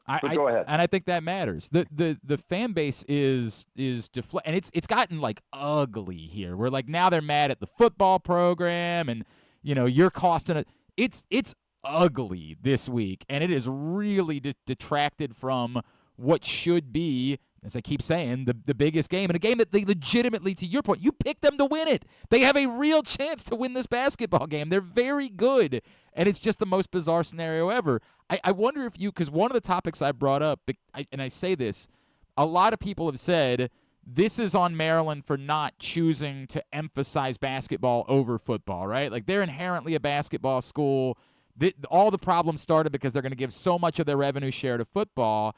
And as I keep pointing out, I agree, and I know, and I think college basketball is in a great place. I know you guys have shared the ratings have been phenomenal for the NCAA tournament, and yet the biggest college basketball brand in the country is Duke, and nobody is banging down Duke's door to get them into a super conference. Like nobody's saying we need Duke. I think it's just sort of misplaced. As much as I love basketball and Maryland basketball matters, the thought that at this point you can afford to de-emphasize football and throw your money at basketball, just it doesn't seem realistic. Yeah, and I agree with that. And I don't know. I mean, I can't speak to the breakdown of the figures. I do know that like Indiana, I think is chasing fool's gold. Look, they made the playoff. Mm-hmm. Great. I think their fans and their donors were all excited. They played at Notre Dame. They normally don't do that. But I do think they deserve to be in. So I don't want to play that game. But you cannot deny that they got in because of their schedule. And they did not, which is no fault of their own. But they didn't have all the, high-profile games that you could get in the Big Ten. Yeah, it was a down Michigan team that they faced. Like, this was the right year. Look, yeah. In the Big Ten right now, okay, the top tier, you're not cracking. And that is, that's Ohio State, Michigan, Penn State, Oregon. Yeah. I would say USC and Washington, okay, in terms of historic tradition, money. So that's 6 right there. And I haven't even mentioned Wisconsin or Iowa, okay? So right off the bat, you are maybe 9th place at Maryland or Indiana. You know what I mean? Sure. So that's where you start. Yep. At best. Andy, I agree. If you say, but we're going to de-emphasize it, aren't you asking for when ultimately we get to this, inevitable super conference that we keep talking about as long as we talked about Chinese democracy from Guns N' Roses? But like when we get there, they're going to say, well, you're not a serious player. We're not going to, you're out. We're booting you. We don't need, if you don't care, then we don't care about you. Yeah. I mean, that day may come. It's not here yet, but it may. So yeah, we'll have to wait and see. But I just think that, it's an unfortunate event, series of events. I mean, to me, the crazy thing, and this will be crazy for us because we'll be doing it next week if they're, for Big Ten Network. Right. But if they if Maryland wins this weekend, yes, and now they're going to the Final Four, like that takes it to another level. It's the weirdest story of all time at that point. Well, and then I mean, here's what's even crazier: is this all could play out where you could have a Maryland Duke final. I mean, that's like the arch rival, the old league, blah, blah, boom. And like, if all that played out, oh my God, like, and with all this on the backdrop, it just would be ridiculous. Of course, it's at the Andy Katz. That's how everybody follows you. And who all are you working for this weekend that we can be following content with? I'll be doing stuff for NCAA Digital that'll appear on various platforms. And then next week for them, as well as doing sideline for Westwood One Radio for the national broadcast. Excellent. Andy, weirdest time ever. Hopefully on our part, we are having more awkward conversations over the course of the next 10 days. Thank you for squeezing us in, man. I know how busy you are. Really appreciate you doing this morning, man. It should be great. Thanks. Okay. Thanks, Andy. See ya. Andy Katz is with us here on GCR. It's just so, that's the part. I keep using the word weird because I don't know how else to describe it. It's awkward. It's strange. He's right. The players, I mean, obviously they're on social media. They know, right? Like pretending like they're not aware of any of this. The basketball players are very aware of what's going on. But they haven't maybe felt the anger or the wrath the same way from the fan base as if Andy points out, like if they had come back this week, or let's say they had played in Raleigh last weekend. Yeah, in Newark or something. Okay, if they had played in Raleigh and instead of shipping them immediately to the West Coast, and I don't know, because as he pointed out, Arizona shipped immediately to adjust. So I don't know what Maryland would have done. I don't know if you've heard there's a budget crisis. They would have bust. But they apparently found enough money to stay in San Francisco for the week. So, but if they had come back here first and like spent a couple of days with everybody, they're going out and seeing people, and everybody's like, dude, what the hell's going on? I don't know if that would have been different. I'm sure that's every text they're getting. And if you want to say where it's unfair to them, Like every text, every DM, instead of being about, maybe for the first day, it was about Derik Queen's shot and a big win. And then for the last 3 days, it's almost certainly been about, hey, dude, what's going on? And they could ignore a ton of that. Like a ton of it they'll just, shake off. But, like, their family members. Hey, do you know what Kevin's doing? Yeah, what's going on there? And to the point, it might very well be that Derik Queen's family just doesn't give a crap. Because this does not affect us in any way. But I bet Jacoby Gillespie's family is interested and concerned, and his friends are trying to figure out what his life looks like. You got the guys that do play off the bench, Kapari. And Harris Smith, DHS, who a lot of us thought might, maybe go a different way. And anyway. I mean, to your point, who knows? Maybe they're already out the door too. Yeah, it might always, again, it might very well be that at some point, the word was, some of the reporting was that Kevin Willard told the team he was coming back. So if you want to go to what you're mad at Kevin Willard about and say, specifically I'm mad about that, I'd be mad that he would lie to the team. Well, one, we weren't there for the conversation. He might have said exactly what he said what he said to Kevin Sheehan, and this is with no disrespect to Kevin Sheehan, didn't mean shit. And we said that immediately. Immediately, it meant nothing. As of now, I'm staying.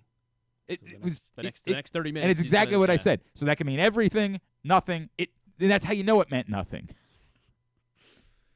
It didn't mean that we knew. Some people wanted to take it as we knew in that moment that he was leaving. I didn't think it meant that either. It just meant nothing. Zero.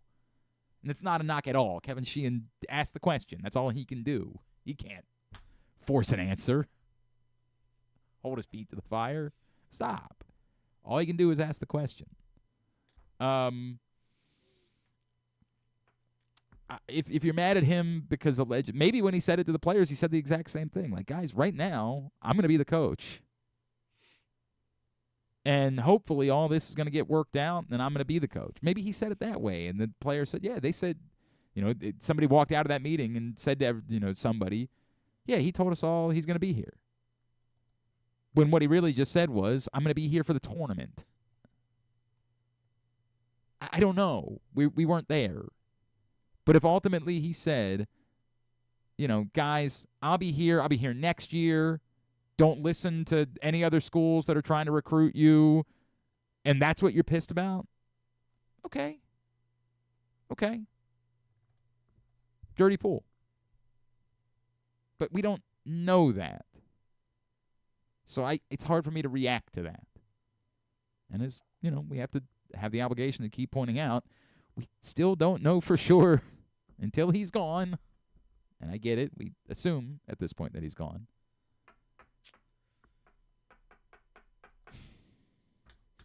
What a time. What a time. Fun. Again, there is a basketball game tonight. Can we talk more about the basketball game? I'm fine with that. Kevin Harlan. If I get to talk to Kevin Harlan, my day is going to improve. I don't know about anybody else. Everybody else might be.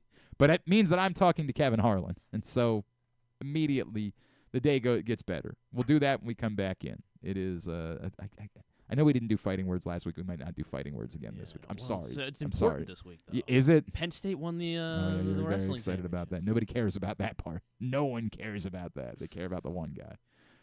We can do a 10-second version of fighting words. I guess I don't have a whole lot anyways. Been preoccupied as well. Yeah, there's been a lot going on, dog. Just an awful lot going on. We'll get back to the regular stuff in the coming weeks. Kevin Harlan next, Glenn Clark Radio. Baltimore's Classic 5 golf courses make golf fun and affordable. All 5 local courses, Pine Ridge, Mount Pleasant, Forest Park, Carroll Park, and Clifton Park, are challenging and fun for players of all skill levels. Book your tee time today at classic5golf.com. COVID-19 and flu viruses are circulating in Maryland.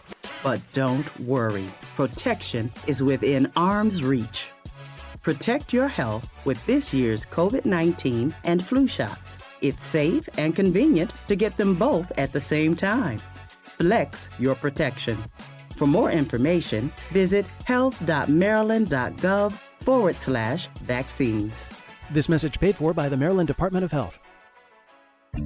Whether your focus is luxury and comfort, convenience and technologically advanced connectivity, or sporty performance and aggressive styling, we've got the perfect Highlander for you. Check out buyatoyota.com for deals on new Highlanders from your local Toyota dealer today. March is a slam dunk at Live Casino. Catch all the basketball action and more at Sports and Social. Enter our $80,000 Dolce & Gabbana giveaway on March 28th. And catch the Baltimore baseball jersey giveaway March 31st. Take your shot at Live Casino and Hotel Maryland. At Arundel Mills, must be 21. Please play responsibly. For help, visit mdgamblinghelp.org or call 1-800-GAMBLER. Gambling can be a fun and entertaining experience, but there are risks involved. If you're planning on betting on the game at the casino or on your phone or computer, know your limit, stay within it. Set a budget and a time to stop. Remember, gambling isn't a financial solution, and it doesn't mix well with alcohol or drugs. Know the risks and have a plan before you begin gambling. For free and confidential services, call 1-800-GAMBLER 24/7 or go to helpmygamblingproblem.org. The latest edition of Press Box is available now. On the cover, Glenn Clark and I sit down for a Q&A with Orioles owner David Rubenstein, discussing what he learned from his first year as owner, his goals both on and off the field, and his involvement in baseball decisions. Also inside, Brooks DeBose profiles new Oriole Tyler O'Neill, and we meet college lacrosse players from around the state. Press Box is available for free at over 500 locations throughout the region, including 60 Royal Farms stores. Or you can read the entire issue online at PressBoxOnline.com, where you can also find great betting advice and the best daily coverage of the O's, Ravens, and Terps. Contrary to what some people believe, I actually like this guy when he sleeps. Glenn Clark, talking sports. All right, back in here on GCR. Yes, they're going to play a basketball game tonight, and that means that we're going to hear the voice of Kevin Harlan. And I got to hear the voice of Kevin Harlan a little bit earlier on when we had the opportunity to chat with him about the game. Let's do that right now here on GCR. What a treat tonight. Not only is Maryland in the Sweet 16, but we get to hear the tones of our next guest, one of my favorite human beings and one of everyone's favorite broadcasters. He will be on the call when Maryland takes on Florida, 7:39 on TBS and True TV. The great Kevin Harlan back with us on GCR. Kevin, it's Glenn. Thank you, as always, for taking the time, my friend. Really appreciate you. Thanks for the invite, Glenn. I just wish you were out here. It'd be a lot of fun to spend some time with you, because this is a great venue for something like this. We got 4 great teams, including the Terps, and it'd be great to have you out here. I would like to. The West Coast thing really screwed up my ability to pull this off. Hopefully, however, you never know. You never know where it might be next. Kevin, this is. Like, everything about this has been fascinating with everything going on surrounding Maryland. Then, of course, they get the dramatic buzzer-beating win last Sunday. Everything about this team is exciting, and I think there's every reason to believe that they can be competitive with Florida. I don't know who knows who's going to win the game, but based on what they've done this season in big games against big opponents, there's every reason for me to think they're going to be right in this and have a chance. Oh, I am very confident in how they'll play.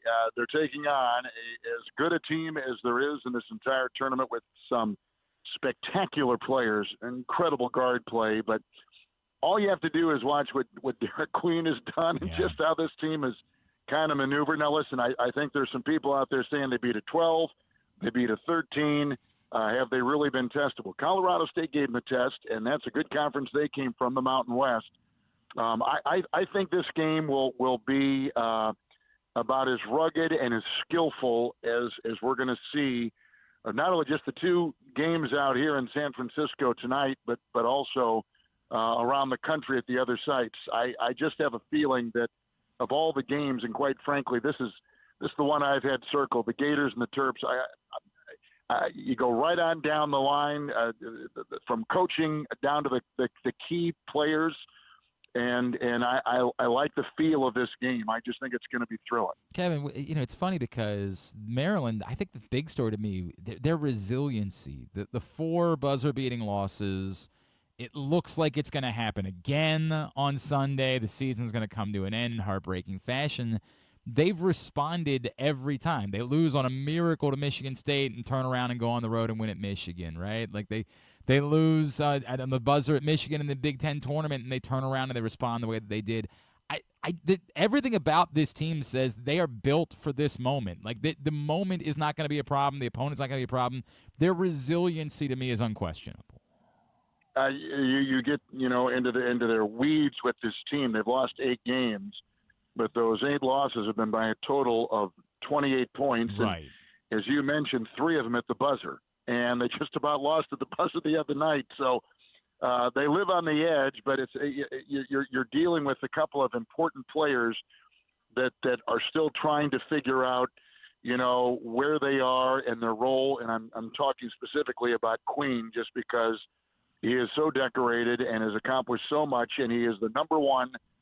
He is the number one issue for every game plan that goes against the Terrapins. So he has faced this every game in the Big Ten, and they have found a way to survive. They have finished strong, which I have enjoyed watching how they've dealt with games on the road. The last 6, I think, on the road in the conference, Glenn, they were 5-1. They won 7 of 8 and 11 of 13 to close things. So even though you've got and this is kind of, I think, Glenn, kind of typical of all these teams. Most of them have been put together over the summer, right? Meeting for the first time in the summer and the fall, and then you're asking them, with all the pressure of big-time college basketball and these big-time conferences, to become one. And right out of the chute, and it just doesn't happen that way. It just doesn't. January they were 6-3, and they were kind of, figuring things out when they started 11-2, and then they came in, and the conference play, and as the conference kind of evolved, they evolved, and you could see that rotations were set and minutes were known, and strategies and schemes were in place, and that I really think means a lot. And so grading these teams all season seems to me like a fool's errand, because they really aren't what they're going to be until they get to February and March. And that's when the Terrapins began to get traction, as we saw, legitimately. And now they come in as a 4 seed. Yep. They've had a couple of tests along the way, clearly. But this will be their greatest test of the season. There's no doubt. This Florida team is loaded, and they've got great momentum, and they are coming, like the Terps are, out of a great conference, which I think toughens up these teams. There's a reason why, as you look at the final 16 teams remaining, and we're going to start it all off tonight with the Sweet 16.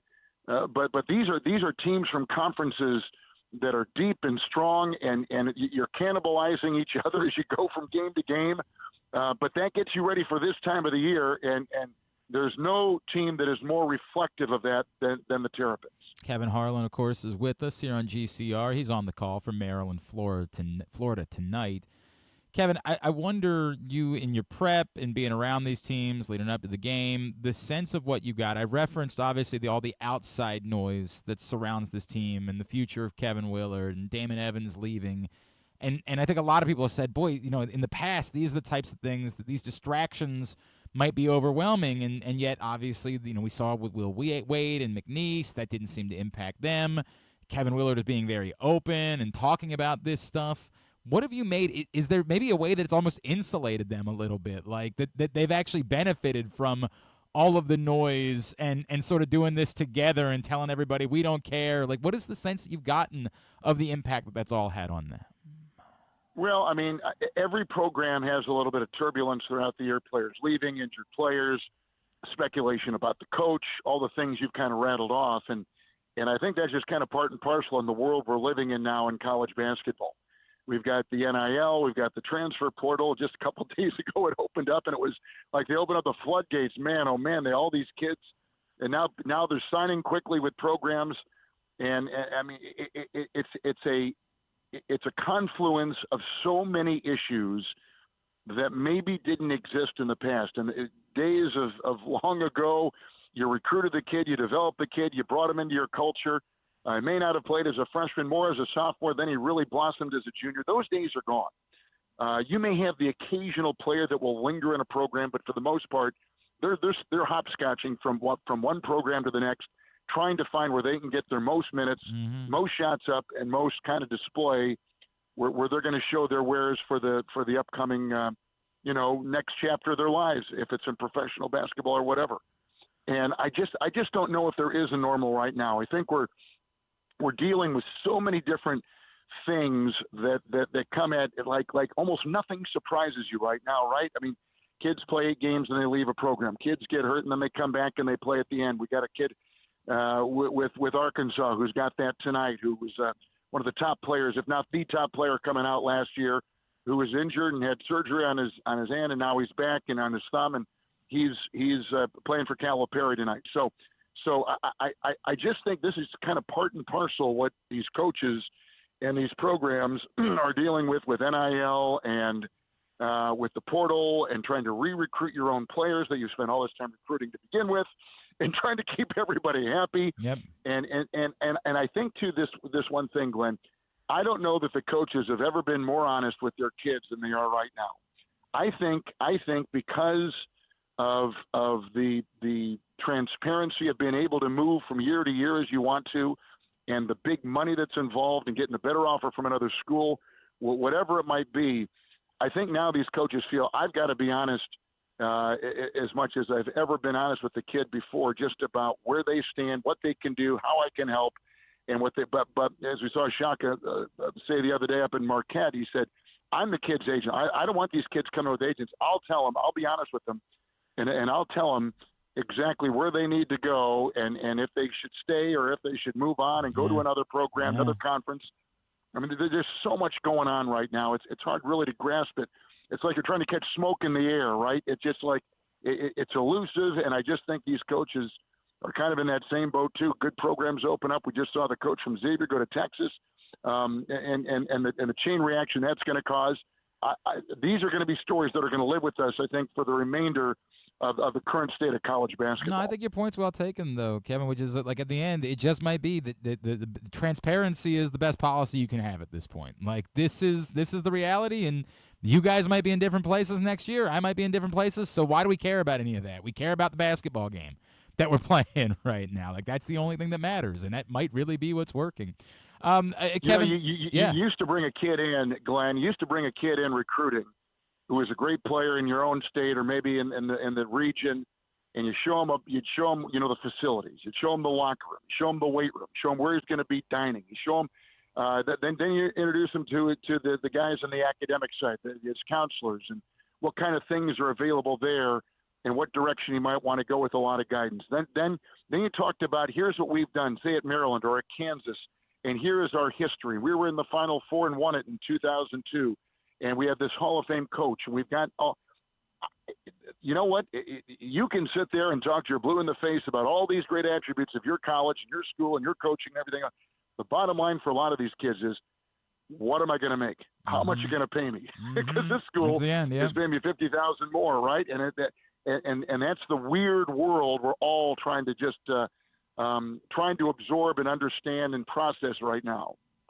Kevin, the depth thing has been something we've talked about a lot this season for Maryland. I don't think it matters all that much, although Florida is a uniquely deep team, right? They've got 10 players that average double-digit minutes this season. I feel like at this point it only really matters if there's some foul trouble. I think we're over the place where we say that, like, specifically if Maryland's going to lose their legs or anything like that in a game like this tonight.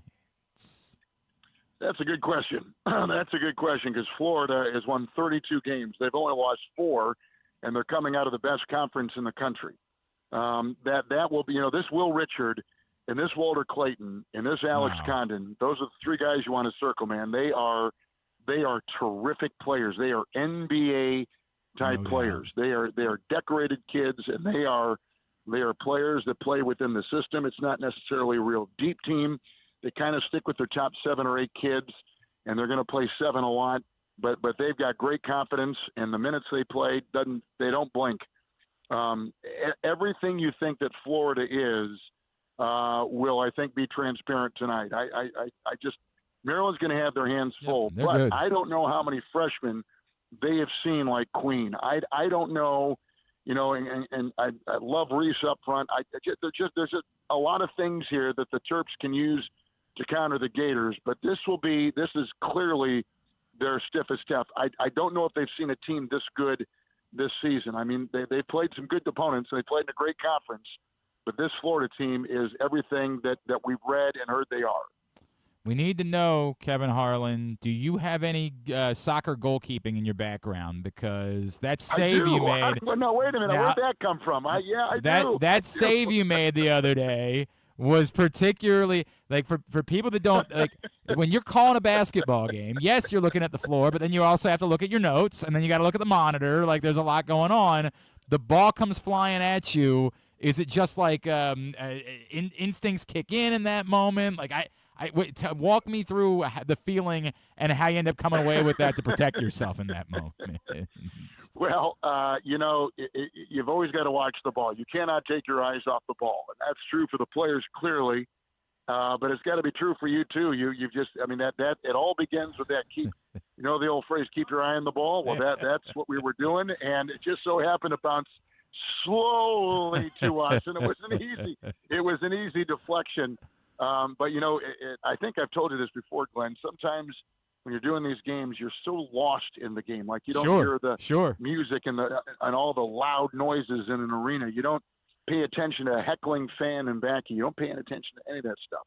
You are constantly just so ingrained into substitutions and who's in and why they're playing well and what may come next and what has happened and how you try to get all this stuff and present it to your audience. So when you're doing these games, it's like when a drunk or an animal runs on the field. It's just you're so lost in the game.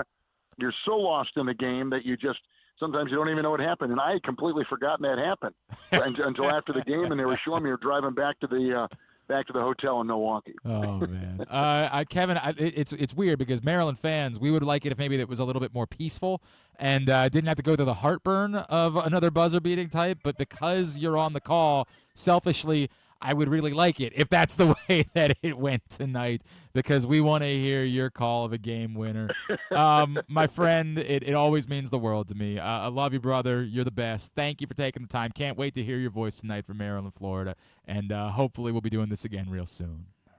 Always appreciate your kindness to me. Thank you so much, Glenn. Glad we're friends. Glad we were able to visit about this, and I hope the next time we're talking about Lamar and the Ravens to get ready for another NFL season. You can be sure we'll be doing that with Kevin Harlan coming up in the fall. I don't know if you guys saw, J.J. Watt is joining. There's some changes afoot at CBS. Gary Danielson retiring from college football, and Charles Davis is going to replace him, but that's going to be the following year. So this will be Gary Danielson's final season doing college football, and then Charles Davis will take over for him. But I guess that means Charles Davis isn't doing NFL this year, or maybe they're just bumping him down for the year because Ian Eagle's new partner is going to be J.J. Watt. Ah, interesting. So we got a taste of that on Christmas Day. We did. I thought he was decent. Yeah. I mean, decent. Okay, so not a big J.J. Watt fan. I'm not like I don't know. I didn't think he was bad. It was one game. It's hard for me to get like a true read on. It'd be like me saying Trenton Simpson played really well in that Steelers game, so he's going to be a great linebacker. I thought he was decent. So we'll see how that works out. But some changes afoot at CBS. As I loved Ian Eagle and Charles Davis together. I thought they were just top notch. And we'll see how it goes now with Ian J.J. Watt moving forward. But that was some big news this week. And I don't know if Charles is going to do a year like where he just works maybe CBS Sports Network college games just to sort of get back into the flow of doing college, or if they're just going to bump him down. Or just focus on Madden. Maybe that's what it'll be. That's probably it's a great point. As long as he still comes on with us, I guess. That is the important part. We got to get our priorities in order. There's no doubt about it. All right, I'm exhausted, so we're going to take a few-hour break, and then we'll reconvene and discuss it all tomorrow. Griffin, I've covered all the tentacles.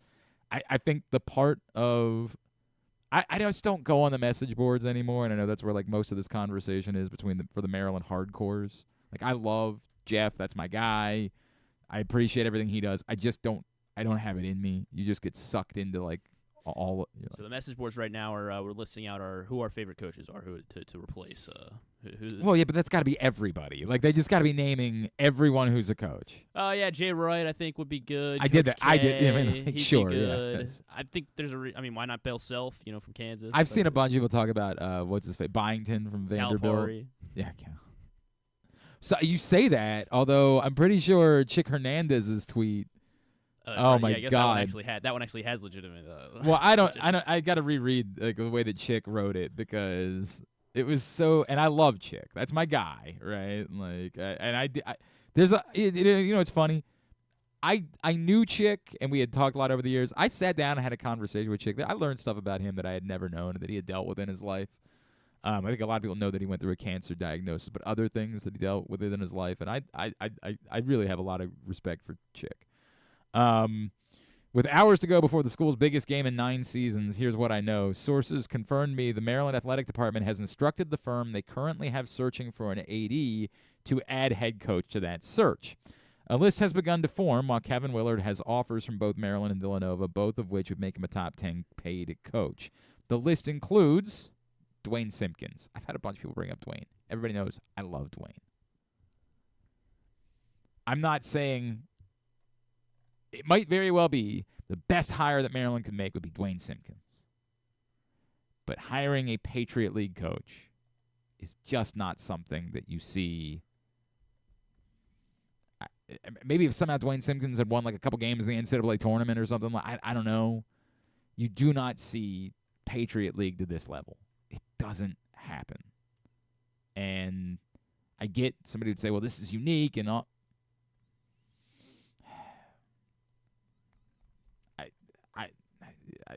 I don't. He also put Tony Skinn on that list. GMU just signed extension, and John Calipari, among others. Dwayne Simpkins and John Calipari right next to each other, like they should be. I got nothing.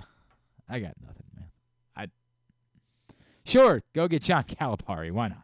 Let's just. I mean, yeah. Let's just keep doing this. Let's just keep doing this forever.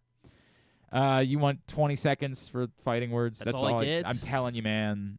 I don't. Once you try to start nerding out about some UFC fight night card, we're gonna cancel it. Should be a good one this weekend. God bless you. Last week was. You want to talk? Too. If you want to spend 20 seconds talking about the wrestling championship. Yeah. So Penn State wins. Do I need the music or now? I don't. We can just. Carter Starachi. On top of. I guess were you referring to Wyatt Hendrickson? Yes, that's the only thing that anybody actually cares about. Carter Starachi won his fifth national title. So the first time that's ever happened, obviously the first time as well that they've allowed guys to wrestle for a fifth or at least for a fifth title.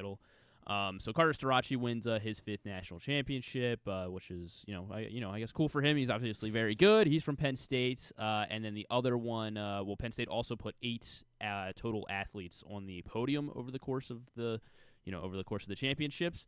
Just the second team in history to accomplish that feat as well. It's a place where they care a great deal about wrestling. And 4 straight national championships for Penn State. So Penn State I was at the Rolling Stones show last summer in Philadelphia, and I think maybe we had just had like Kyle Snyder on the show that day, and maybe I was talking to my buddy Brandon about it, and this dude behind me started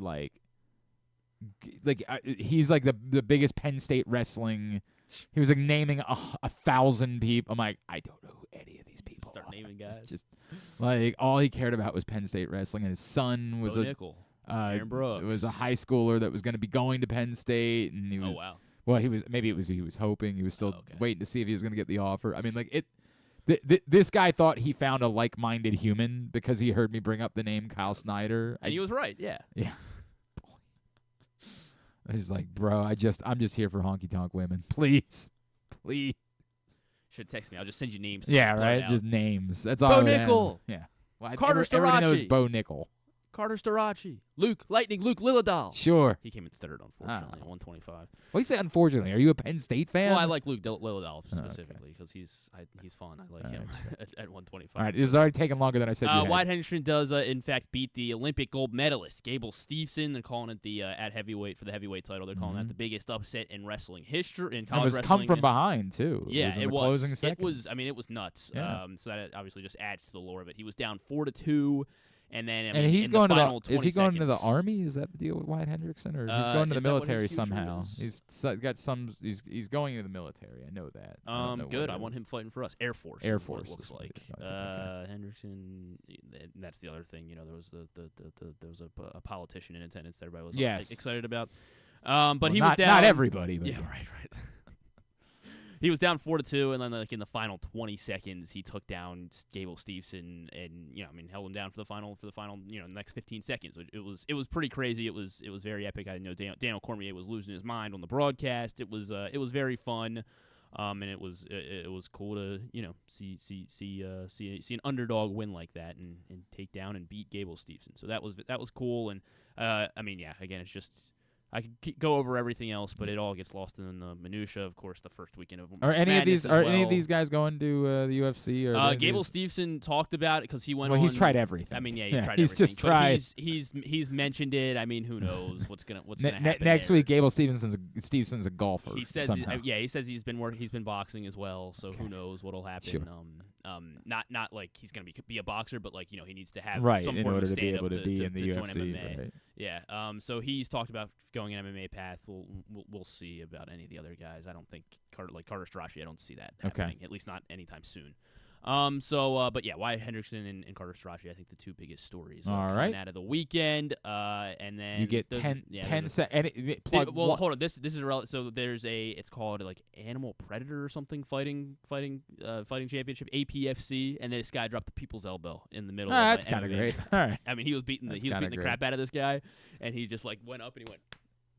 and dropped it on him. It's kind of great. And then 2 seconds later got the stoppage. It was very. Was funny. there a UFC fight last week? There was UFC London last week. Give me one result. Leon Edwards lost to Sean Brady, Philly guy Sean Brady. Fall from grace for Leon Edwards. He got his ass beat. It was boy. He got choked out in the fourth round after getting dominated in the first 3 rounds. Sean Brady looked very good in that one. The disappointing one was Carlos Ulberg won. But it was very boring fashion that Carlos Ulberg defeated Jan Blachowicz in the co-main event. So that's at 205. So everybody was kind of okay. We need because Magomed Ankalaev won the belt a couple weeks back against Alex Pereira. So it's who's gonna be something exciting that we can match up with Magomed. There's probably nothing else besides seeing Alex fight him again, just because Ulberg he didn't look very exciting in this fight. He did what he had to win, and he did the very bare minimum. They're in Mexico City this weekend, and it's a very Mexico crowds are always fun. I think the main card starts at 7. You got Brandon Moreno versus Steve Erceg. This is on TV, I do know. It's not on Plus. Yes, it is on ESPN2. Yeah, I believe that, and the prelims are on ESPN2 as well.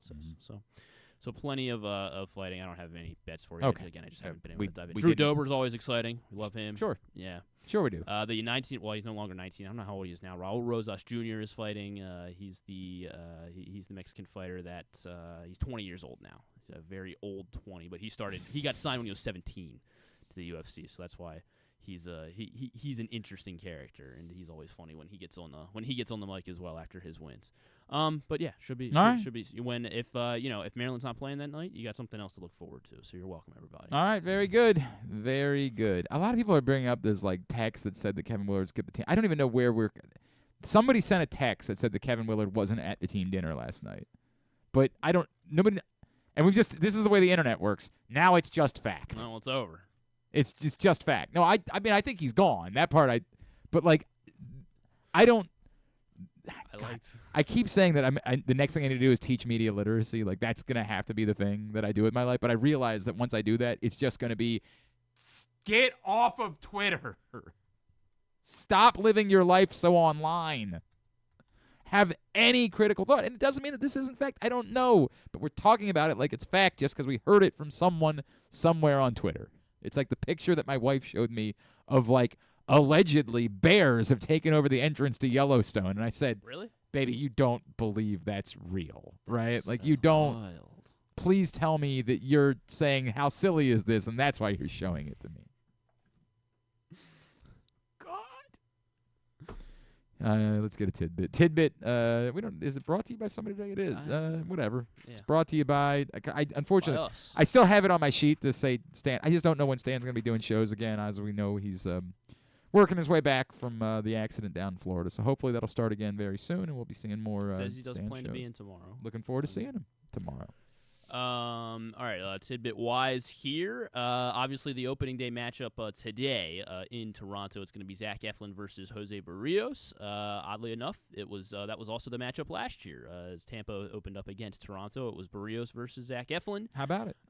Barrios allowed 2 runs over 6 innings, and then Eflin, though, allowed 6 runs over 5 2/3. So we kinda got was it in Toronto? I don't know. I feel like, do teams ever open up in this at home back-to-back years?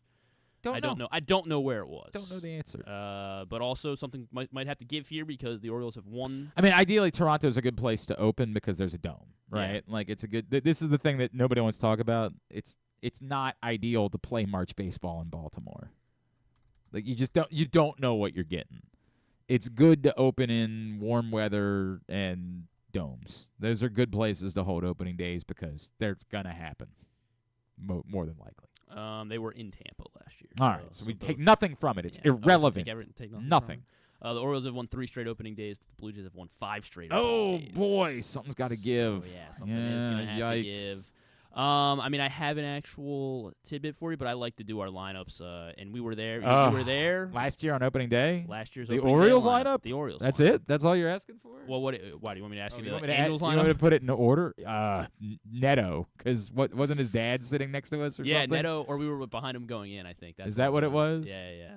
And right, when we were walking in, yeah. his dad was right in front of us. Yeah. Or I heard him talking about how his son was on the team or something. It was like, oh, who? Or he's wearing a Neto jersey. Oh, that's what. I Yeah, think we that's figured what it out. Neto was batting 9th for the Anaheim Angels. We're not doing the Angels. He's hurt. We're not. He's not going to be in the starting lineup today for the Angels. Okay. That's a real bummer. All right. So I don't. Gunnar was leading off. Gunnar was in fact leading off, and where was he playing? Short. Yeah, he was. Boy, I mean, ask me to remember. Well, the Blue Jays lineup is already out. Do we want to go over that? No. Santander's batting 3rd. Okay. Was Adley batting 2nd? Adley was in fact batting 2nd. He was batting 2nd. Batting 3rd was Santander. Santander was not batting 3rd. He was batting 4th? He was batting 4th. Where was he playing? He was in right field. He was in right field, yeah. So that means the batting 3rd was Mountcastle? Mountcastle was batting 3rd. There were 2 home runs hit by the Orioles as well. You're asking me to remember those things. Batting 5th was O'Hearn? O'Hearn was not in the lineup. Starting lineup. Yeah. Batting 5th was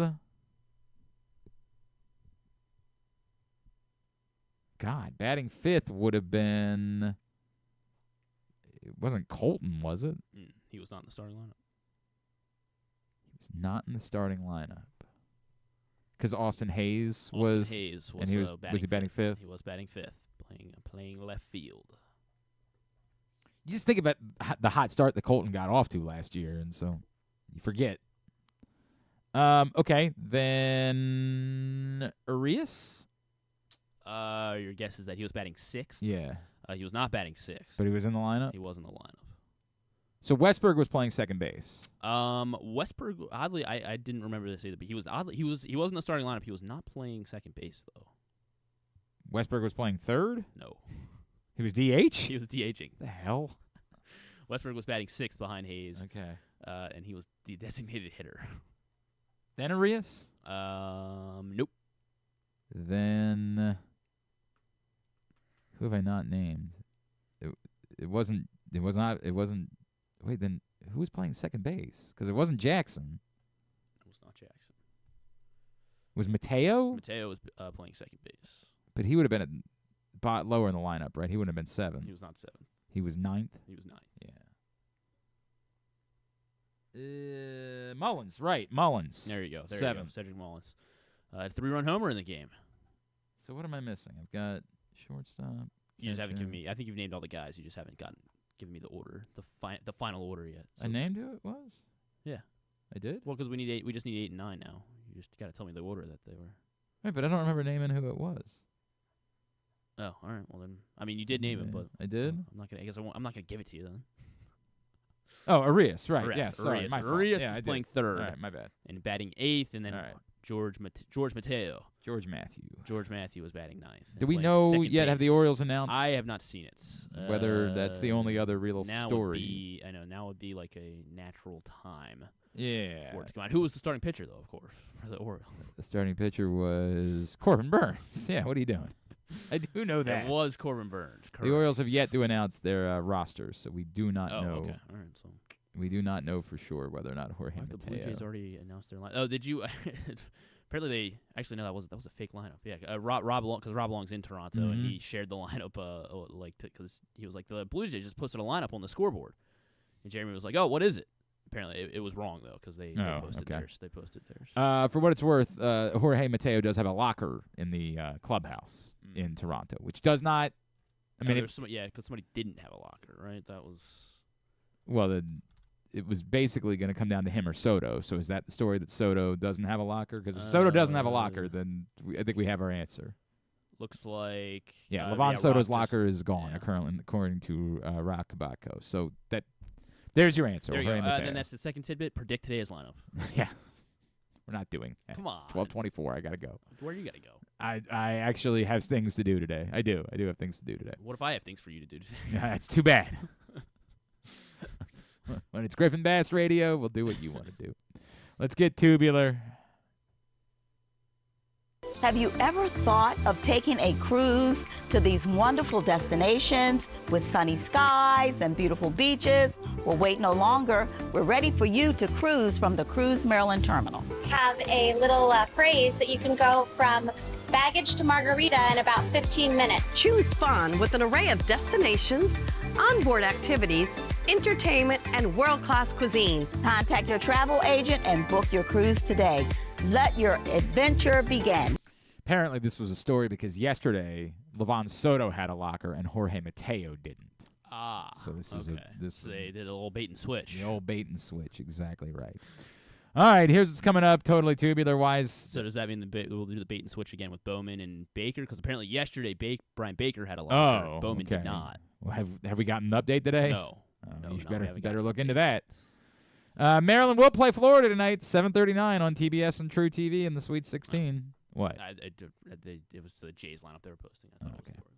After that, Arkansas and Texas Tech on CBS, BYU, Alabama, 7:09, and then Arizona Duke at 9:39. Who do I have? Yeah. In the bracket or just? No, Maryland, Florida. Who's going to win? I mean, I picked Florida to begin with. Wow. So I know.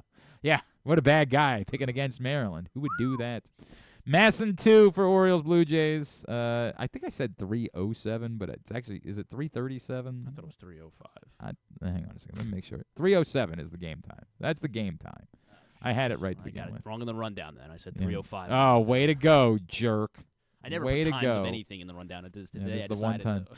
3:07 on Masson 2. Zach Eflin and Jose Barrios, the pitching matchup. Oregon and Maryland women's lacrosse, 5 o'clock on Big Ten Network. That's Big Ten Network Plus, actually. That's the one that everybody actually cares about today. By the way, the Loyola Navy women's lacrosse game was a thriller last night. I ended up watching a good bit, the fourth quarter into double overtime before Loyola hung on to keep their Patriot League streak alive as they won 20-19 in a thriller. More opening day today on ESPN. Brewers-Yankees at 3:05. Tigers-Dodgers at 7:10. Masson will have Phillies-Nationals at 4:05. And the free game of the day on MLB TV is Athletics-Mariners at 10:10. They're not making every game free today? No. Monumental and ESPN Plus and Hulu and Disney Plus for Capitals Wild at 7:30. ESPN is Kings Avalanche at 10. Monumental 2 for Pacers Wizards at 7. NBA TV Mavs Magic at 7. Tennis Channel Miami Open coverage throughout the day, and Golf Channel for round 1 of the Houston Open at 4, which Jeff Maggart definitely never won, as we all knew, never won it. Access TV for TNA Impact tonight at 8. Non-sports. Non-sports wise, a complete unknown is streaming on Hulu now today. We have Reacher, the season 3 finale of Reacher on Prime Video. So I guess I got to get to work on that because Stan's going to be asking me about it, and I have not started season 3. Yes, yet, and what else could you be paying attention to today? What else would get your time? Holland is a movie on Prime Video. So You don't say. Nicole Kidman, she lives in Holland, Michigan. It's like this, like kind of. It looks kind of like utopian almost, but like I don't know what it's about. There's apparently like some creepy thing behind it. The trailer was vague. Matthew McFadden's in it, so it looks okay. Sure.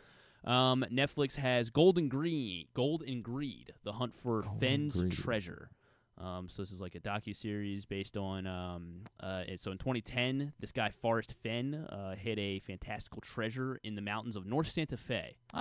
And apparently people, were like quitting their jobs to like try and find it because they were like, "What could it be?" And they like, how about that? And people did like crazy things to try and get the money, and so they're talking about it now. It's on Netflix.